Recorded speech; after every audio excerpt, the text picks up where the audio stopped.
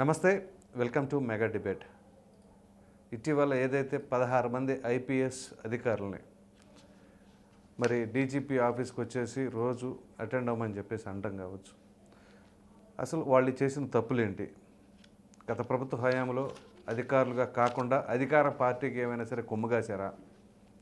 రాజకీయ పార్టీ నేతలాగా వ్యవహరించారా?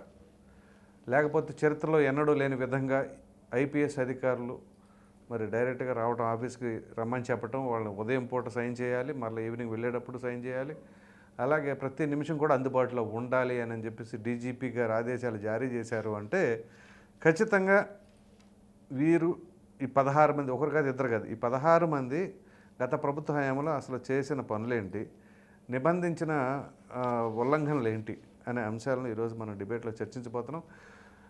ఈరోజు డిబేట్లో పాల్గొనబోతున్న వారు రజనీ గారు, జనసేన పార్టీ అధికార ప్రతినిధి, అలాగే వెంకటేశ్వర రెడ్డి గారు, వైసీపీ అధికార ప్రతినిధి, అలాగే ప్రముఖ రాజకీయ విశ్లేషకులు తాడిశెట్టి పశుపతి గారు, అలాగే తెలుగుదేశం పార్టీ అధికార ప్రతినిధి చంద్రశేషు గారు మరికొద్దిసేపట్లో జాయిన్ అవబోతున్నారు. సో ముందుగా రజనీ గారు, గుడ్ మార్నింగ్ అండి. Sir good morning sir. ఏం చెప్పండి, 16 మంది ఐపీఎస్ అధికారులు అసలు వాళ్ళు ఏం చేశారు గత ప్రభుత్వ హయాంలో? లేదు కావాలని ఈ విధంగా చేస్తున్నారా? ఏంటండి, కొంచెం క్లారిటీ ఇస్తారా? సార్ గత ప్రభుత్వంలో కానీ ఇంకొక దగ్గర కానీ ఎప్పుడైనా ఈ ఎగ్జిక్యూటివ్ వ్యవస్థ అనేది లెజిస్లేటరీ కింద తొత్తులాగే పనిచేస్తుందేమో అని అనిపించే పరిస్థితి ప్రజలకు కల్పిస్తారండి, whatever it may be. So ఇప్పుడు కొన్ని హత్యలు జరిగినాయి అనుకోండి, దానికి కూడా అధికార దుర్వినియోగం అంటారు, దానికి కూడా పోలీసుల వైఫల్యం అంటారు. సో ఇది సర్వసాధారణంగా ప్రభుత్వాలు ఎవరు మారినా గానీ నిందలు మాత్రం పోలీస్ వ్యవస్థ మీదే ఎప్పుడు ఉంటాయండి. ఏదో చిన్నప్పుడు అనుకుంటాం అలా ఇలా కాదు, ఐఏఎస్ ఐపీఎస్ అవ్వాల్సిందే అని. ఆ ఐఏఎస్ ఐపీఎస్లు ఈ రోజు కోర్టు బోన్లు ఎక్కుతుంటే ఎందుకురా ఈ ఐఏఎస్ ఐపీఎస్లు, ఎవరు మారినా బురద జల్లేది మా మీదే కదా అని అనిపించే పరిస్థితి ఉందండి.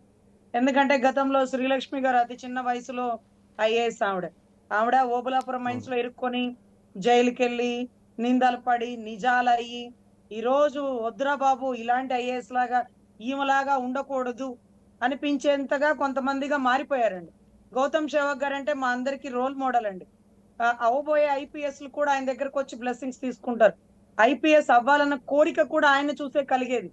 సో అటువంటి వ్యక్తి కోర్టు బోనెక్కి ఈ రోజు హైకోర్టు ముందు ఏదైతే ఎఫ్ఐఆర్ కి సెక్షన్ ఏంటో చదవండి అంటూ ఐపీసీ బుక్ ఆయన చేతికి ఇచ్చినప్పుడు ఎందుకురా ఈ జీవితాలు తలదించుకునే పరిస్థితి తెచ్చుకున్నారు అనే పరిస్థితి వస్తుందండి. సో మోరోవర్ ఈ 16 మంది ఐపీఎస్లు ఏం చేశారు అంటే అధికార దుర్వినియోగం, అంటే రిట్ ఆఫ్ మాండమస్ అంటారండి మా కోర్టు పరిభాషలో. ఇప్పుడు సపోజ్ కలెక్టర్ ఆఫీస్ లో లేకపోతే ఎంఆర్ఓకో లేకపోతే ఎస్పీకో ఇచ్చిన స్పందన కంప్లైంట్లకి వారు స్పందించకపోతే వెంటనే కోర్టు స్పందిస్తుందండి. అది కూడా జిల్లా కోర్టు లేకపోతే ఇంకో కోర్టు కాదండి, direct high court, writ of mandamus అంటారు. సో ఏంటంటే ఒక అధికారి చేయాల్సిన పనులు చేయకపోయినా, చేయకూడ పనులు చేసినా రిట్ ఆఫ్ మాండమస్ ద్వారా ఒక ఆర్డర్ వస్తుందండి. ఫర్ సపోజ్ ఒక లేడీ స్టేషన్కి వెళ్ళి కంప్లైంట్ కట్టమంటే అధికారి నేను కట్టను, నీ చేతనైంది చేసుకోపో అని అవతల వాడి దగ్గర డబ్బులు తీసుకున్నాడా, లేకపోతే ఆ అమ్మాయికి సంబంధించి అవతల వ్యక్తి రాజకీయ ప్రలోభానికి ఆ అమ్మాయి ఇచ్చిన కంప్లైంట్ తీసుకోవద్దన్నాడా, అమ్మాయి కానీ అబ్బాయి కానీ what ever it may B, వెంటనే ఇదిగోండి స్పందన కంప్లైంట్ పెట్టాను అతను స్పందించలేదు, ఇదిగోండి ఎంఆర్ఓకి అర్జీ పెట్టాను అతను స్పందించలేదు అంటే దాన్ని పట్టుకొని మేము హైకోర్టులో డైరెక్ట్ గా కేసు వేస్తాం, దాన్నే రిట్ ఆఫ్ మాండమస్ అంటారు. దాని ద్వారా ఇమీడియట్ గా విత్ ఇన్ 1 or 2 months లోపే ఒక ఆర్డర్ వచ్చేస్తుంది.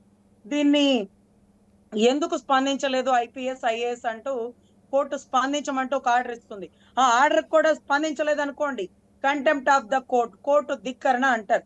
సో ఈ రకంగా పోలీసులు కానీ కలెక్టర్లు కానీ స్పందించకపోతే కోర్టు దగ్గరకు వస్తుంది.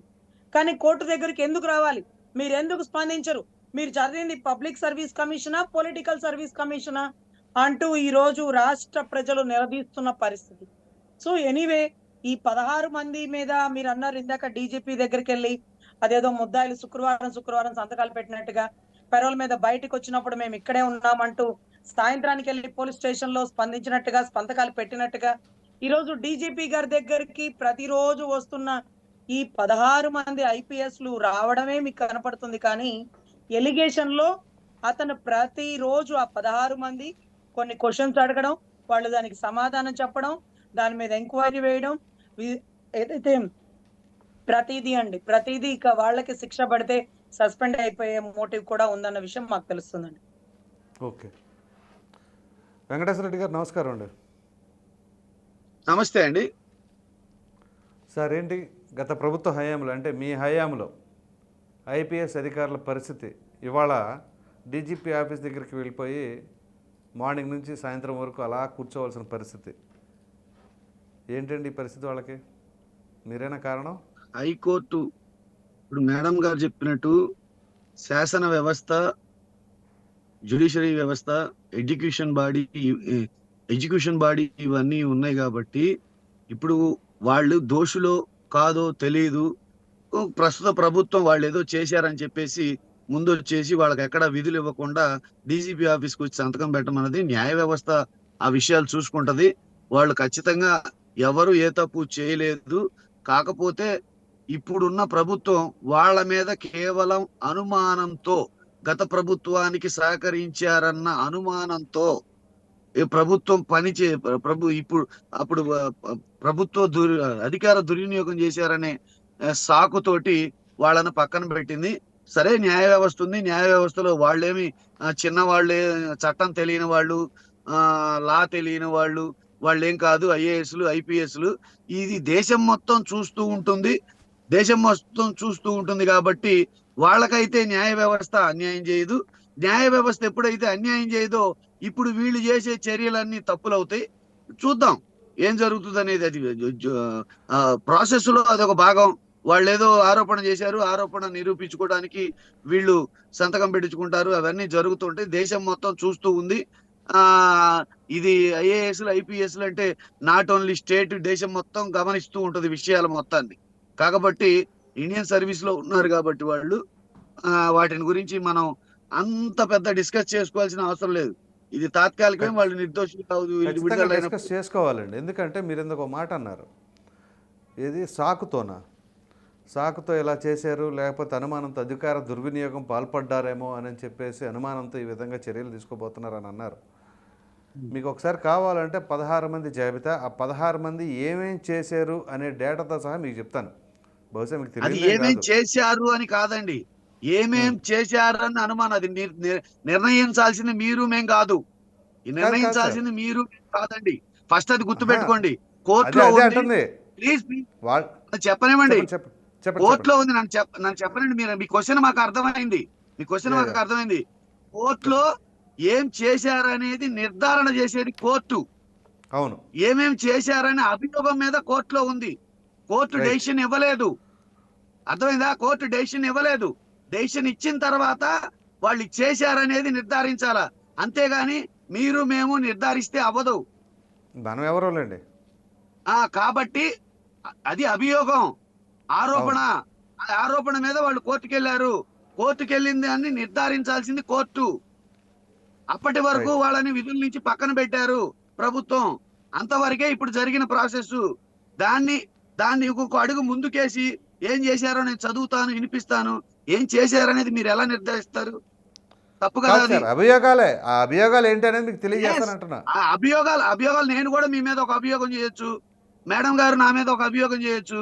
అది నిర్ధారణ కావాల్సింది ఎవరు చేయాలి? కోర్టు చేయాలి. ఆ అభియోగాలు చేసినంత మాత్రాన దోషులు అయిపోతారా? కాదు కదా. కార్లేండి. మరి ఎనఫ్. ఇంక దాని గురించి ఎంత డిస్కస్ చేసుకున్నా ఈ 16 మంది మాత్రమే ఎందుకని స్పెసిఫిక్ గా చెప్తున్నారు? ఇంకా చాలా మంది ఉన్నారు కదా. ఇప్పుడు వాళ్ళ ఇష్టం. వాళ్ళు ఎంతమంది మీద, ఈ రాష్ట్ర ప్రజలందరి మీద చేయొచ్చు, అధికారులందరి మీద చేయొచ్చు, వాళ్ళకి ఓటు వేయని వాళ్ళందరి మీద చేయొచ్చు, 40% ఓటు బ్యాంక్ ఉన్న వాళ్ళందరి మీద చేయొచ్చు, వైఎస్ఆర్ జెండా పట్టుకున్న వాళ్ళందరి మీద చేయొచ్చు. అది కాదు ఇక్కడ సమస్య. వాళ్ళ పని వాళ్ళు చేస్తున్నారు. వాళ్ళు చేసే పనిని మేము తప్పని అనట్లేదు. వాళ్ళకున్న అనుమానాలతోటి ఆరోపణలు చేశారు. ఆరోపణలు రుజువు చేసుకోవాల్సిన బాధ్యత ప్రతి ఐఏఎస్ కి, ఐపీఎస్, ప్రతి పౌరుడికి ఉంటది. రుజువు చేసుకోవాల్సిన బాధ్యత కోర్టు ద్వారా. కోర్టు అయితే తప్పు చేస్తుందని మేము అనుకోవట్లేదు. జ్యుడిషియరీ వ్యవస్థ తప్పు చేస్తుందని, న్యాయ వ్యవస్థ తప్పు చేస్తుందని మేము అనుకోవట్లేదు. కాబట్టి క్లియర్ గా క్లియర్ గా నేను చెప్పదలుచుకుంది ఏంటంటే ఈ ప్రభుత్వ విధి విధానాలు ఇవి అని తెలియజేస్తుంది. మేము అధికారంలోకి వస్తే, మమ్మల్ని వ్యతిరేకిస్తే మేము ఖచ్చితంగా ఈ రకమైన చర్యలు తీసుకుంటాము, మేము చెప్పిన మాట వినకపోతే మేము ఈ రకమైన చర్యలు తీసుకుంటాము అని ఒక ఇండికేషన్ అధికారులకి, ప్రజలకి, రాష్ట్ర ప్రజానీకానికి, వీళ్ళందరికీ ఒక భయభ్రాంతులకు గురి చేయటానికి, వాళ్ళకి ప్రశ్నిస్తే గాని, వాళ్ళని వ్యతిరేకిస్తే గాని ఈ రకమైన శిక్షలు ఉంటాయనే ఉద్దేశాన్ని వాళ్ళు వెలిబుచ్చారు. ఇది రాష్ట్ర ప్రజలందరూ కాదు, దేశ ప్రజలు కూడా చూస్తున్నారు. కాకపోతే ఇప్పుడు గెలిచిన దానికి వాళ్ళకి 5 ఏళ్ళు పీరియడ్ ఉంది కాబట్టి ఈ పీరియడ్ లో వాళ్ళ ఇష్టానుసారం వాళ్ళు ఏమైనా చేయని ప్రజలందరూ చూస్తుంటారు. కాకపోతే మళ్ళీ ఎలక్షన్ అనేది వస్తుంది. ఆ ఎలక్షన్ లో ప్రజలు మళ్ళీ వీటన్నిటిని గమనించి తప్పులు చేశారా, ఒప్పులు చేశారా అనేది ఒక తీర్పు ఇస్తుంది. ఆ తీర్పు ఇచ్చినప్పుడు ఆటోమేటిక్ గా నిజమేంటనేది తెలిసిపోద్ది. మీరు యాక్చువల్గా ఇప్పుడు ఒక పాయింట్ అన్నారు, 5 సంవత్సరాలకు మరలా ఎలక్షన్స్ వస్తాయి, అది గుర్తుంచుకొని చేస్తే ప్రజలు తీర్పిస్తారన్నారు. ఇదే పాయింట్ మీరు అధికారంలో ఉండగా గుర్తుంచుకొని ఉంటే బహుశా ఈ పరిస్థితి వచ్చేది కాదేమో. సార్ ఇక్కడ ఒక చిన్న పాయింట్ చెప్పాలి సార్. ఓబులాపురం మైన్స్ లో శ్రీలక్ష్మి గారిని అరెస్ట్ చేశారు.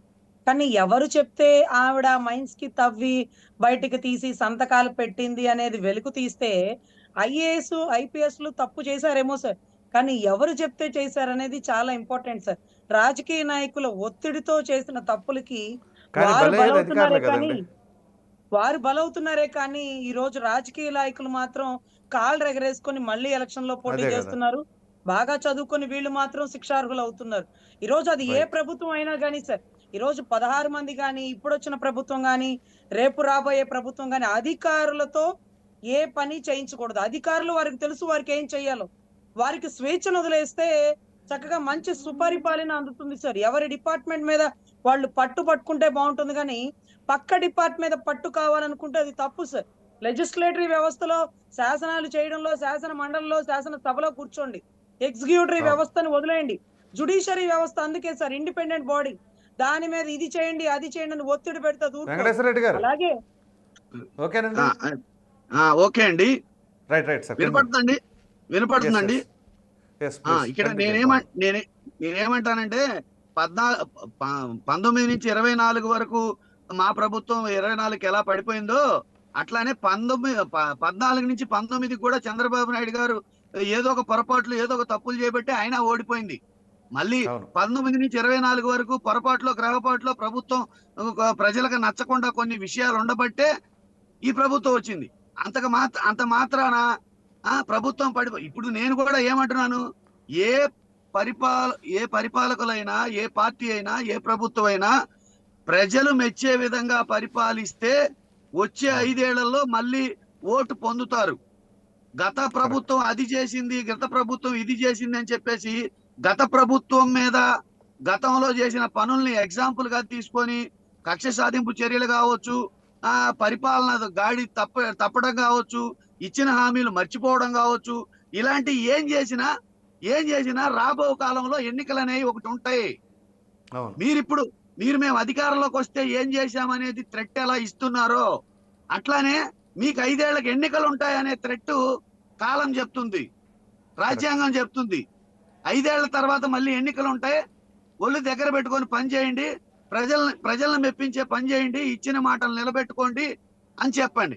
పశుపతి గారు నమస్కారం, చెప్పండి సార్ ఈ ఐపీఎస్ అధికారుల పరిస్థితి. ఓకే, ఈ ప్యానెల్లో ఉన్నటువంటి మిత్రులు మరియు మీ ఛానల్ వ్యూవర్స్ అందరికీ శుభోదయం అండి. నమస్కారం సార్. ఇంతకుముందు మేడం గారు చెప్పినట్టుగా నాకు కూడా ఒక సుదీర్ఘమైనటువంటి అవగాహన ఈ బ్యూరోక్రసీ వ్యవస్థ పైన ఉంది.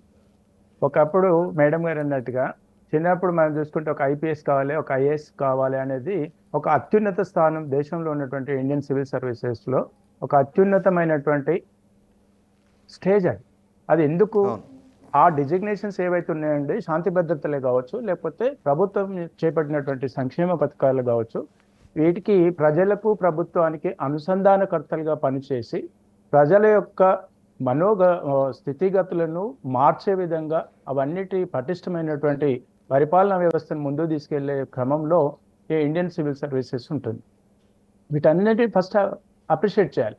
ఒకప్పుడు అంటే మీకు చిన్న ఉదాహరణ చెప్తా. ఉమ్మడి ఆంధ్రప్రదేశ్లో ఉన్నప్పుడు రాజకీయ వ్యవస్థలో అధికారుల పైన బాగా అంటే బల ప్రయోగం ఉపయోగించడం ఎప్పుడు స్టార్ట్ అయిందంటే ఎప్పటి నుంచో ఉంది, కానీ అది కొద్దిపాటి స్థాయిలో ఉంది. అదే రాను రాను ఒక్కొక్క టర్మ్ పెరుగుతున్న కొద్దీ దానికి ప్రధానంగా వాళ్ళు ఎట్లా అంటే వాళ్ళ ఎమ్మెల్యేలు చెప్పిన స్థాయిలో వాడికి ఐపీఎస్ ఆఫీసర్ ఫోన్ చేసి ఇంకా కొంతమంది ముఖ్యమంత్రులు అయితే ఏమ్రా ఉంటావా పోతావా అనే అటువంటి పదజాలం కూడా వాడే అటువంటి దౌర్భాగ్యమైన స్థితి వచ్చింది. దీని సభ్య సమాజం తలదించుకునే విధంగా ఈ వ్యవస్థను నిర్వీర్యం చేసినారు. ఫస్ట్ ఆఫ్ ఆల్ దాన్ని పార్టీలకు అతీతంగా నేను ఖండిస్తున్నాను. అదేవిధంగా కొంతమంది ప్రతి ఒక్కరికి ఏ స్థాయిలో ఉన్నవారికి కూడా వాళ్ళకు కూడా కొంత పర్సనల్ లైఫ్ ఉంటుంటుంది.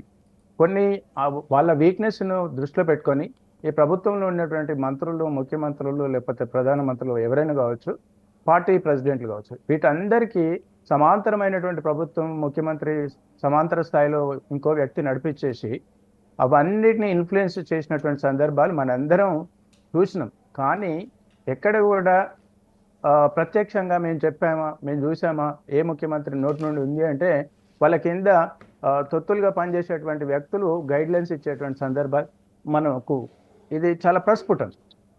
గతంలో ఒక నేదురుమల్లి జనార్దన్ రెడ్డి గారు ఉమ్మడి ఆంధ్రప్రదేశ్ ముఖ్యమంత్రిగా ఉన్నప్పుడు ఒక ఐఏఎస్ ఆఫీసర్ గారిని ఆయనకి ఇష్టం వచ్చినటువంటి స్థాయిలో సంతకం పెట్టమని అన్నాడు. ఈ ఐఏఎస్ ఆఫీసరు అతను రిజెక్ట్ చేశాడు. రిజెక్ట్ చేస్తే నేను ట్రాన్స్ఫర్ చేస్తా అన్నాడు. వీడు ఎట్లాగూ ట్రాన్స్ఫర్ చేస్తారు ఈ వ్యక్తి అని అక్కడికక్కడే ఆ ఏదైతే సిగ్నేచర్ పెట్టమనేటువంటి జీవో ఇష్యూ చేయమని అనే దాంట్లో ఆ పేపర్లు చింపేసి నేదురుమల్లి జనార్దన్ రెడ్డి గారి ముఖం మీద కొట్టేసి వెళ్ళిపోయింది. ఇమ్మీడియట్లీ రిజిగ్నేషన్ ఇచ్చేసి ఇమ్మీడియట్లీ వెళ్ళిపోయాడు. ఆయన పేరు చెప్పదలుచుకోలేదు. అంటే అటువంటి సిన్సియర్ ఆఫీసర్స్ కూడా ఉన్నారు. కానీ ఆ సిన్సియర్ ఆఫీసర్కి ఏం జరిగింది అంటే ఒకవేళ ఇప్పుడు నేను ఆయనది అడిగింది నేను చేయకపోతే నన్ను ఎక్కడికో ట్రాన్స్ఫర్ చేస్తారు, నన్ను ఎక్కడికో కేసుల్లో అబాస్ పాలు చేస్తారు, అందుకని రిజిగ్నేషన్ ఇచ్చారు. రిజిగ్నేషన్ ఇచ్చేస్తే ఆయన సాధించింది ఏంటి అంటే ఒక ఆత్మ ఏమంటారు సెల్ఫ్ రెస్పెక్ట్ని కాపాడుకున్నాడు. కానీ ప్రజలకు తెలియదు కదా, ప్రజలకు తెలియదు. అంటే ఆయన మళ్ళీ ఫర్దర్ కంటిన్యూ చేస్తే ఆయనకు వచ్చేటువంటి ఇబ్బందులు అవాంతరాలు ఏంటో ఆయనకు తెలుసు. అంటే ముఖ్యమంత్రి స్థాయిలో ఇంకేదైనా గవర్నర్లు అనుకోండి, లేకపోతే ఇట్లాంటి వ్యవస్థను నిర్వీర్యం చేస్తున్నారు. ఈ బ్యూరోక్రసీ వ్యవస్థను ఎప్పుడైతే అప్రతిష్ట పాలవుతుందో, ఎప్పుడైతే అప్రజాస్వామికం అవుతుందో, ఎప్పుడైతే అవినీతిని అందులో కూరుకుపోతుంటారో ప్రజలకు అందుకే కదా ఇప్పుడు 75 సంవత్సరాలు 78 సంవత్సరాలు వచ్చినా కూడా ఇప్పటికీ పేదరికం ఉంది, ఇప్పటికీ కరెంటు లేదు, ఇప్పటికీ రోడ్లు లేవు అంటే ఇంకా వ్యవస్థ ఎక్కడ పటిష్టపడుతుంది? అందుకని నేను కూడా every year central government conduct చేసేటువంటి సివిల్ సర్వీసెస్లో వచ్చినప్పుడు నేను ప్రతి ఒక్కరికి నేను పర్సనల్గా కలిసి పర్సనల్గా నేను స్టేట్మెంట్ ఇస్తుంటాను. ఇదే విషయం చెప్తాను. మీరు ఏదైతే బడుగు బలైన వర్గాలు, అణగారిన వర్గాల అభివృద్ధికి మీరు అనుసంధానకర్తలు, మీరు వాళ్ళ ఆకాంక్షల మేరకు పనిచేసిన రోజే మీ పైన ఒక విశ్వాసం ఏర్పడుతుంది. ఈ దిశగానే మీరు పనిచేయాలని వాళ్ళకు ఒక విషయం చెప్తుంటాను. ఎందుకంటే అది ఒక బలమైనటువంటి వ్యవస్థను ఇలా రాజకీయ పార్టీలు అవునన్నా కాదన్నా ఒప్పుకున్నా ఒప్పుకోకపోయినా వాళ్ళు ప్రేరేపితం అవుతున్నారు. నిన్నటికి మొన్నటికి మనం పక్క రాష్ట్రం ఉన్నటువంటి తెలంగాణ రాష్ట్రాన్ని చూస్తే ఇవాళ ఎవరు ఒప్పుకుంటారండి? ఏ వ్యవస్థల ఏ రాజకీయ నాయకుడు, ఏ పొలిటీషియన్ కానివ్వండి, లేకపోతే ఆఫీసర్ కానివ్వండి, ఎవరు కానివ్వండి, ఏసీబీ దాడులు అవుతుంటాయి. దొరకలేదా ఎంతమంది? కాకపోతే ఏంటి అంటే చట్టంలో ఉన్నటువంటి కొంతమంది వెసులుబాటును ఈ రాజకీయ నాయకులు వేరే వాడికి రుద్దేసి వాళ్ళు ఎస్కేప్ అవుతారు. ఇవాళ హత్యలు ఎన్ని జరుగుతాయి, మానభంగాలు ఎన్ని జరుగుతాయి, ఆర్థిక దోపిడీలు ఎన్ని జరుగుతాయి. ఇవాళ ఈ రాష్ట్రంలో ఎంతమంది శాసనసభ్యులు, శాసన మండలి సభ్యులు, ప్రధానమంత్రులు, ముఖ్యమంత్రులు, డిప్యూటీ సీఎంలు నేర చరిత్ర కలిగి జైల్లోకి ఉన్నారండి. అంటే న్యాయ వ్యవస్థలో ఉన్నటువంటి చట్టం వెసులుబాటును వీళ్ళందరూ పర్ఫెక్ట్గా వాడుకుంటారు. వాడుకొని వీళ్ళు పెద్ద బయటకు వచ్చేసి కాలర్ ఎగరేసుకుంటారు. ఈ వ్యవస్థ ఇలా అంటే ఒక సెల్ఫ్ రెస్పెక్ట్, వాళ్ళు కూడా ఒక ప్రజా సంక్షేమం కోసము, ప్రజల కోసం ప్రభుత్వం పనిచేయాలనేటువంటి ఆలోచన లేనంత కాలం ఇటువంటి వ్యవస్థను నిర్వీర్యం చేస్తుంటారు. అయితే ఇప్పుడు నేను వెంకటేశ్వర రెడ్డి గారు అన్నట్టుగా ఇవాళ మనం ఎవరో చేస్తారు, మనం డిసైడ్ చేయము అంటే ఎస్ మనం డిసైడ్ చేయము, మనం we don't have that power. కానీ అంటే అక్కడ అవకాశం ఎంతో కొంత లేకపోతే ఈ అనుమానం అనేది రాదు first of all. Second thing, ఇప్పుడు పొద్దున్నే లేచి అక్కడికి వెళ్ళి రిపోర్ట్ చేస్తున్నారు, సాయంత్రం వెళ్ళి రిపోర్ట్ చేస్తున్నారు అంటే మీరు గుర్తుపెట్టుకోండి, వాళ్ళకు శాలరీ వస్తుంటుందండి. ఇది this XYZ date also is an considered as a working అనుకున్నప్పుడు వాళ్ళు జవాబుదారీతనం ఉంటారు. వాళ్ళు పోయి అటెండెన్స్ సంతకం పెడతారు. సంతకం పెట్టడం తప్పేముందండి? మార్నింగ్ 9:30 to 6 గవర్నమెంట్ టైమింగ్స్ 5:30 వరకు వాళ్ళు దాని ఆ టైంకి కూడా వాళ్ళు క్యాలిక్యులేట్ చేసి డబ్బులు పే చేస్తారు. ఎక్కడైనా చేయొచ్చు. ఇప్పుడు మీరు పోలీస్ వ్యవస్థ ఉందనుకోండి, ఒక ఆయన ట్రాఫిక్లో ఉంటారు, ఎస్బీలో ఉంటారు, ఇంటెలిజెన్స్లో ఉంటారు, లేకపోతే ఇంకో దాంట్లో ఉంటారు, రకరకాల డిపార్ట్మెంట్స్కు షిఫ్ట్ చేస్తుంటారు. అయితే అంత మాత్రాన దాన్ని పనిష్మెంట్గా తీసుకోవద్దు. వాళ్ళకు కొంతమందికి అందులో ఉన్నతమైన డిపార్ట్మెంట్ ఇవ్వచ్చు, వాళ్ళకి కావాల్సినటువంటి అకామిడేట్ చేయొచ్చు. గత ప్రభుత్వంలో అటు వైఎస్ జగన్మోహన్ రెడ్డి గారి ప్రభుత్వంలో ఏ ఐపీఎస్ ఆఫీసర్స్ను అటాచ్ చేయలేదా? గతంలో ఏ ఐపీఎస్ ఆఫీసర్స్ని ఇంటర్నల్ డిపార్ట్మెంట్స్లో షఫిల్ చేయలేదా? వాళ్ళకి ఇవన్నీ ఉంటాయి. ఇది సర్వసాధారణం. ఇప్పుడు మొన్న రేవంత్ రెడ్డి గారు చాలా మంది కలెక్టర్స్ని ట్రాన్స్ఫర్ చేశారు, చాలా మంది ఐపీఎస్ ఆఫీసర్స్ని ట్రాన్స్ఫర్ చేశారు. ఇది సర్వసాధారణం అండి. అంటే వాళ్ళకు ఉన్నటువంటి ఎక్స్పెక్టేషన్ ఎక్స్పెక్టేషన్స్ బేస్ తీసుకొని పనిచేస్తుంటారు. ఇప్పుడు ఎగ్జాంపుల్ ఒక మున్సిపల్ కమిషనర్ ఉన్నారనుకోండి, మున్సిపల్ కమిషనర్ తీసుకుపోయి ఇంకొక వ్యవస్థలో ఐఏఎస్ ఆఫీసర్ని చేస్తారు, ప్రిన్సిపల్ సెక్రటరీ చేస్తారు. చేసినంత మాత్రాన అక్కడేదో వేస్ట్ అయినరు, వాళ్ళు ఇన్ఎఫిషియన్సీ అని కాదు. ఇక్కడ మంచి బెటర్మెంట్ కోసం కూడా ఆలోచిస్తుండొచ్చు, ఏదేమైనా జరగవచ్చు. కానీ అవినీతి ఆరోపణలు అనేది మీ ఛానల్ ద్వారా ప్రధానంగా పార్టీలకు, నేను పార్టీకి సంబంధించిన వ్యక్తిని కాదు కాబట్టి చెప్తున్నా, ప్రధానంగా పార్టీలకు సంబంధించినటువంటి వ్యక్తులు ఏ పార్టీ అయినా పర్వాలేదు, Janasena, BJP, TDP, vice versa, వీళ్ళందరూ కూడా ఈ బ్యూరోక్రసీ వ్యవస్థ మీద మీ పెత్తందారి పోకడలను బంద్ చేసుకుంటే ప్రజలకు నిజమైన పరిపాలన అందించే అవకాశం కలుగుతుందని కోరుతున్నారు. అదేవిధంగా బ్యూరోక్రసీ ఆఫీసర్స్ కూడా, బ్యూరోక్రసీ ఆఫీసర్స్ కూడా మీరు కోట్లాది మంది ప్రజలకు, కోట్లాది మంది యువతకు మీరు ఆదర్శం కాబట్టి మీరు ఇటువంటి రాజకీయ నాయకులు చేసే ఎత్తులకు చిత్తులు అయిపోతే మీ వ్యవస్థను నిర్వీర్యం అవుతుంది, నిరాశ నిస్పృహల మధ్య యువతరం ఉంటుంది. కాబట్టి మీరు ఆ యువతరం ఒక ఆదర్శవంతంగా ఉండేటువంటి వ్యవస్థలో మీరు భాగస్వాములు అయినందుకు కూడా గర్వించేదగ్గంగా పనిచేయాలని ఐఏఎస్ ఐపీఎస్ ఆఫీసర్ బ్యూరోక్రసీ వాళ్ళకు కూడా మీ ఛానల్ ద్వారా రిక్వెస్ట్ చేస్తున్నాను. Right sir. వెంకటేశ్వర రెడ్డి గారు, ఇందాక మీరు డిప్యూటీ సీఎం అన్నప్పుడు డిస్కనెక్ట్ అయింది, కట్ అయింది. డిప్యూటీ సీఎం గారు నిన్న స్వతంత్ర దినోత్సవ వేడుకల్లో ఆయన ఆ సుగాలి ప్రీతి ఘటన గురించి, మొచ్చుమరిలో జరిగిన బాలిక ఘటన గురించి ఆయన గత ప్రభుత్వం చేసిందని చెప్పి ఉదహరించారు. సుగాలి ప్రీతి హత్య జరిగింది 2017లో జరిగింది. అట్లానే ముచ్చుమరిలో జరిగింది 2024 జూలై 20వ తారీఖు జరిగింది. ఈ రెండు జరిగింది చంద్రబాబు నాయుడు గారి హయాంలోనే. ఈ రెండు జరిగింది కూడా కాదు, ఇది జరిగింది. ఒక ప్రభుత్వంలో జరిగిన విషయాల్ని కనీసం డేట్లు, కనీసం అక్కడ జరిగిన సంఘటనలు మర్చిపోయి జగన్మోహన్ రెడ్డి గారి హయాంలో దారుణాలు జరిగినాయి అని చెప్పే పరిస్థితిలో ఉన్నారంటే అసలు వాళ్ళు ఎంత ప్రిపేర్ అయ్యి వస్తున్నారు, వాళ్ళు ఎంత స్టడీ చేశారు విషయాల మీద. దీన్ని బట్టి ఒక డిప్యూటీ సీఎం హోదాలో ఉండి స్వతంత్ర దినోత్సవ వేడుకల్లో అది ఉచ్చరించారు అంటే ఎంత మన ప్రిపరేషన్ ఉండాలి కదా. వచ్చినప్పుడు మనం స్టడీ చేసి ఏ టైంలో జరిగింది, ఏ కాలంలో జరిగింది అని ఒక ప్రిపరేషన్ ఉండాలి, అదొకటి. ఇంకొకటి, లోకేష్ గారు అదే స్వతంత్ర దినోత్సవ వేడుకల్లో ఇందిరాగాంధీ మున్సిపల్ స్టేడియంలో ఆయన ఉదహరిస్తూ ఈ తల్లికి వందనం శకటం ఒకటి నడుపుతూ పిల్లల భవిష్యత్తు కోసం ప్రతి పిల్లవాడికి 15,000 ఇస్తున్నామని చెప్పేసి ప్రచారం చేస్తూ ఆయన అనేక ప్రసంగంలో తప్పులంటే ఆయనకు సహజంలో ఆయనకు జరుగుతుంటే అదేముంది, లాంగ్వేజ్ కొద్దిగా ప్రాబ్లం, ఎవరికైనా సహజం, అది జరుగుతుంటే అది విషయం పక్కన పెడితే ఆయన తల్లికి వందనం ఆయనే శాసనసభ సాక్షిగా ఆయనే వచ్చే సంవత్సరానికి అనేక సంఘాలను కూర్చోబెట్టి ఒక రూట్ మ్యాప్ నిర్వహిస్తాము, ఇప్పుడు చెయ్యట్లేదని ఆయన చెప్పిన స్టేట్మెంటే. నిన్న స్వతంత్ర దినోత్సవ వేడుకల్లో జరుగుతున్నట్టు, అది ప్రతి తల్లికి అందుతున్నట్టు అని చెప్పేసి ఒక శకటం ద్వారా సాక్షాత్ గవర్నర్ సాక్షిగా ప్రచారం చేసుకోవడం, నేనేమంటానంటే రైట్, లేనిది అడుగుదాం. ఉన్నట్టు ప్రచారం చేసుకోవటం వల్ల ఎట్లా టీడీపీ ప్రజల్ని తప్పుదారి అధికార ప్రతినిధి పట్టించడం వచ్చారు కాదా? కదా. రైట్, ఒక నిమిషం. నేను తెలుగుదేశం పార్టీ అధికార ప్రతినిధి దాసరి శేషు గారు వచ్చారు. శేషు గారు నమస్కారం.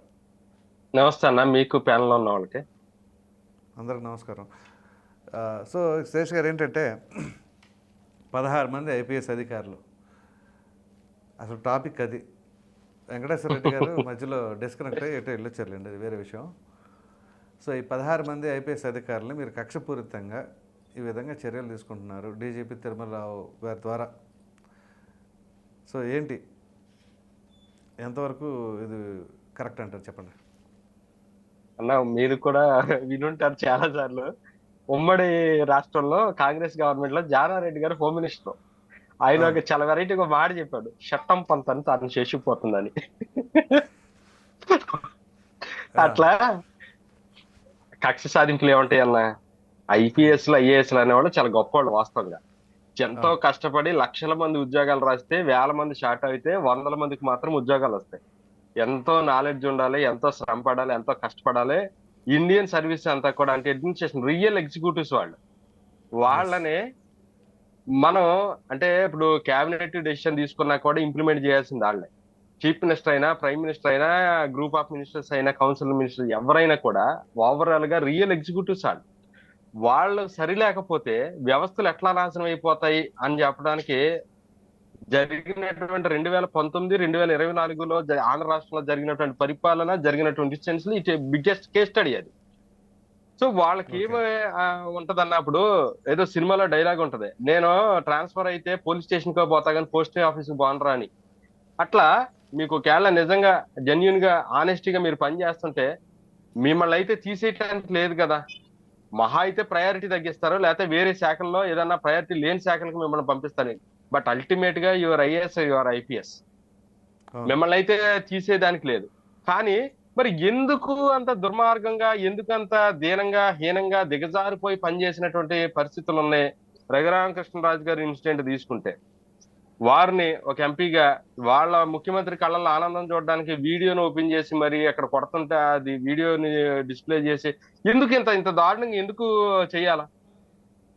అలా అని చెప్పేసి అని ఎక్కడ వాళ్ళ మీద పనిష్మెంట్ పోవట్లేదు, ఎక్కడ వాళ్ళ మీద ఏమి ఇచ్చేయట్లేదు. ఎవరైతే సరిగా పని చేయలేదు, రాజ్యాంగాన్ని అనుసరించి, రూల్స్, సర్వీస్ రూల్స్ అనుసరించి పని చేయకుండా ఎవరైతే కప్పినటువంటి విషయాల మీద వీళ్ళు పనిచేశారో వాళ్ళకే ఈ యొక్క పోస్టింగ్ లో ఇస్తే మరలా ఇదే జరుగుతుంది, మరలా తప్పులే జరుగుతాయి కాబట్టి అని చెప్పారని పోస్టింగ్లు ఆపారు తప్ప, అది కూడా ఉన్నటువంటి జెన్యున్ గా పనిచేసి ఎవరైతే బాగా పనిచేసినటువంటి వాళ్ళు ఆనెస్టీ ఆఫీసర్స్ ఉన్నారో వాళ్ళకి పోస్టింగ్స్ ఇస్తే వ్యవస్థ బాగుంటది కాబట్టి ఇస్తున్నటువంటి క్రమంలో లేట్ అవుతుంది తప్ప వాళ్ళ మీద కక్ష సాధింపులు ఏముంటాయి అన్న? ప్రభుత్వానికి కక్ష సాధింపులు ఏముంటాయి? రాజకీయ పార్టీలు అయితే కక్ష సాధింపులు ఉంటాయి. ప్రభుత్వానికి కక్ష సాధింపులు ఉండవు. డెవలప్మెంట్ ఎట్లా చేయాలి, పని ఎట్లా చేయాలి, ఈ రాష్ట్రాన్ని బాగు చేయాలి, ఎలాగ ఎక్కువ మంది సంక్షేమం అనేవాళ్ళు, ఎట్లా ఎక్కువ అభివృద్ధి చేయాలా, దానికి సరైన అధికారులు పెట్టుకుంటే కొంత రూట్ మ్యాప్ ఈజీ అవుతుంది అని పెట్టడమే తప్ప వాళ్ళకి డీజీపీ గారు ఏం చెప్పారు? మీరు అవైలబుల్ గా ఉండి సిగ్నేచర్ పెట్టండి అన్నారు. దానికి ఏదో ముద్దాయిలు ఏదో సిగ్నేచర్ పెట్టండి అన్నట్టు వీళ్ళేమో విహారయాత్రలు చేస్తా ఉండి సర్వీస్ లో ఉండి జీతాలు తీసుకుంటే విహారయాత్రలు కాదు, ఆఫీస్కి రండి కనపడండి అని చెప్పాడు. దాంట్లో తప్పేముందన్న? 2019 వరకు మీ ప్రభుత్వ హయాంలో ఏబి వెంకటేశ్వరరావు గారు కూడా ఇదే విధంగా ఒక పార్టీకి కుమ్ముగాస్తూ వ్యవహరించారనే ఉద్దేశం మీద 2019లో జగన్మోహన్ రెడ్డి గారు వచ్చిన తర్వాత కొంచెం ఏబి వెంకటేశ్వరరావు గారిని ప్రక్కన పెట్టారు. మరి దాన్ని కొంచెం ఏంటన్నా, కోర్టు చెప్పినా, కేంద్ర ప్రభుత్వం చెప్పినా కూడా ఉద్యోగం ఇవ్వకుండా చాలా దుర్మార్గంగా ఆయన వ్యవహరించి హైకోర్టుకి వెళ్ళాడు, సుప్రీంకోర్టుకి వెళ్ళాడు, ఆర్డర్ తెచ్చుకున్నాడు.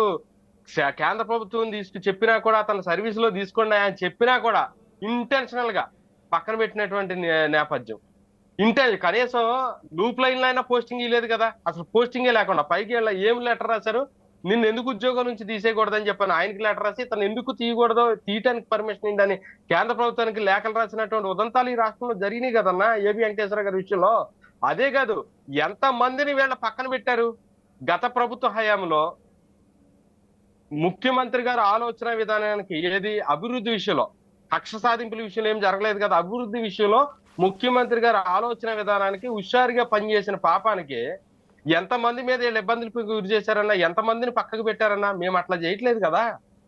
ఆ రకంగా ఎవరి మీద కక్ష సాధింపు చర్యలు చేయట్లేదు కదా. కక్ష సాధింపు అనేది చేయట్లేదు. ఎవరైతే, మరలా చెప్తున్నా, రాజ్యాంగాన్ని అనుసరించి, సర్వీస్ రూల్స్ అనుసరించి పని చేయకుండా వాళ్ళ ఇష్టారీతిన అవినీతి చేస్తే, అవినీతిలో భాగస్వామ్యం హుషారుగా పనిచేశారో వాళ్ళకే ఇవి వర్తిస్తాయి తప్ప, ఎవరైతే జెన్యున్ గా పనిచేసినటువంటి అధికారులు ఉన్నారో వాళ్ళ మీద ఎక్కడా కూడా ఎలాంటి కక్ష సాధింపు చర్యలు లేవు. అసలు అధికారుల మీద కక్ష సాధింపు చర్యలు ఏముంటాయన్నా?